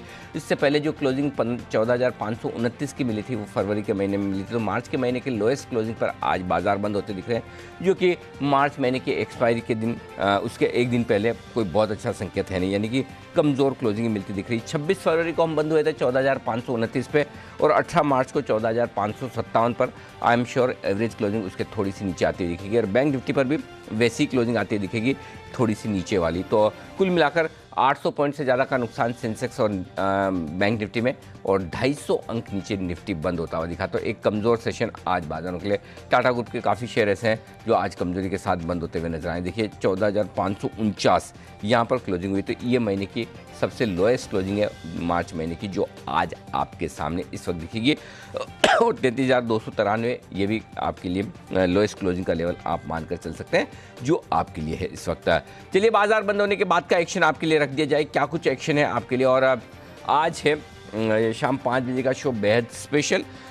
वैसे तो हर रोज़ आजकल बात करने का एक ही विषय है कोरोना, और कोरोना से बात करते, इससे जंग लड़ते हुए हम दूसरी बीमारियों के बारे में लगभग भूल ही चुके हैं। एक ही बीमारी सबको ध्यान में आती है, लेकिन एक बीमारी है जिसका नाम है ट्यूबरक्लोसिस, यानी कि टीबी, जिसे आम भाषा में आप बोलते समझते हैं। आज हम इसी की बात करेंगे क्योंकि आज है वर्ल्ड टीबी डे। ये बीमारी भी इतनी खतरनाक है कि देश में 2019 में टीबी से लगभग 80,000 लोगों की जान गई थी, और अनुमान के मुताबिक अगर अभी इस पर ध्यान नहीं दिया तो 2025 तक टीबी के करीबन देश में 63 लाख पेशेंट्स हो जाएंगे और 14 लाख लोगों की इससे मौत हो सकती है। तो टीबी क्यों बेकाबू हो रहा है, इसके शुरुआती लक्षण क्या है, इससे बचना कैसे है, लाइफस्टाइल आपको कैसी रखनी चाहिए जिससे कि आपको टीबी ना हो, इन सब पर करेंगे आज बातचीत। और हमारे साथ होंगे दो खास मेहमान, doctor Abhinav Bhanot, pulmonologist Malik Radix Health Care के, और doctor Sharad Joshi, senior consultant Max Health Care के। शाम 5 बजे का ये विशेष शो ज़रूर देखिएगा। आपके मन में भी अगर कोई सवाल है तो हैशटैग आपकी खबर आपका फ़ायदा, इसका इस्तेमाल करें और अपने सवाल सुझाव हमें लिख भेजें। मार्च का महीना जाना जाता है टैक्स प्लानिंग के लिए। अगर आपने टैक्स प्लानिंग करने के लिहाज से निवेश कर लिया, इन्वेस्टमेंट सब कुछ करा दिया तो ठीक, नहीं किया तो अभी भी आपके पास बचे हैं आखिरी 7 दिन। और लास्ट मिनट में टैक्स कहां आप बचा सकते हैं, कौन से विकल्प अब भी खुले हैं, ये हम आज आपको बताएंगे शाम 6:26 पर। मनी गुरु में जरूर देखिएगा टैक्स बचाने का आखिरी मौका। और रात 8 बजे यानी कि 7:56 पर आपको मिलता है न्यूज़ बुलेटिन, जो देता है पूरे दिन भर की पूरी जानकारी। इंडिया 360 में आज आपके लिए कुछ बेहद खास मुद्दे। इन खास मुद्दों में नए वेरिएंट से कोरोना काफ़ी प्रचंड होता दिख रहा है, तो कोरोना का किस तरह से बढ़ रहा है, किस तरह से नए वेरिएंट सामने आते हुए दिख रहे हैं और उससे कैसे बचाव करना है, कैसे समझना है, ये होगी आज की बड़ी स्टोरी जो आपको देखना है, मिस मत कीजिएगा। ये है आज के लिए। इसके अलावा भी राजनीति और बाकी सारी खबरों पर भी आपके लिए पूरा अपडेट होगा। कच्चे तेल पर जो जीएसटी वाला खेल है कि पेट्रोल डीजल को जीएसटी के दायरे में नहीं लाया जाएगा, इससे इसके दाम कम होने की उम्मीदें कम होती दिख रही, इस पर भी विशेष स्टोरी होगी। इसके अलावा बाकी जो राजनीतिक सारी खबरें हैं उन पर भी आपको पूरा का पूरा व्यू मिलेगा। तो ये है आपके लिए पूरा एक्शन जो आप मिस मत कीजिए। आइए आप सभी से विदा लेने का वक्त है। कल है वायदा कारोबार की महीने की एक्सपायरी का दिन और कल आप लोगों से फिर होगी मुलाकात। फिलहाल आपसे विदा लेने का वक्त है। सेठी साहब, कुणाल जी, राकेश जी, वागले साहब, जय ठक्कर साहब और साथी सचिन जी, आप सबका बहुत बहुत शुक्रिया आज हमारे लिए वक्त निकालने के लिए।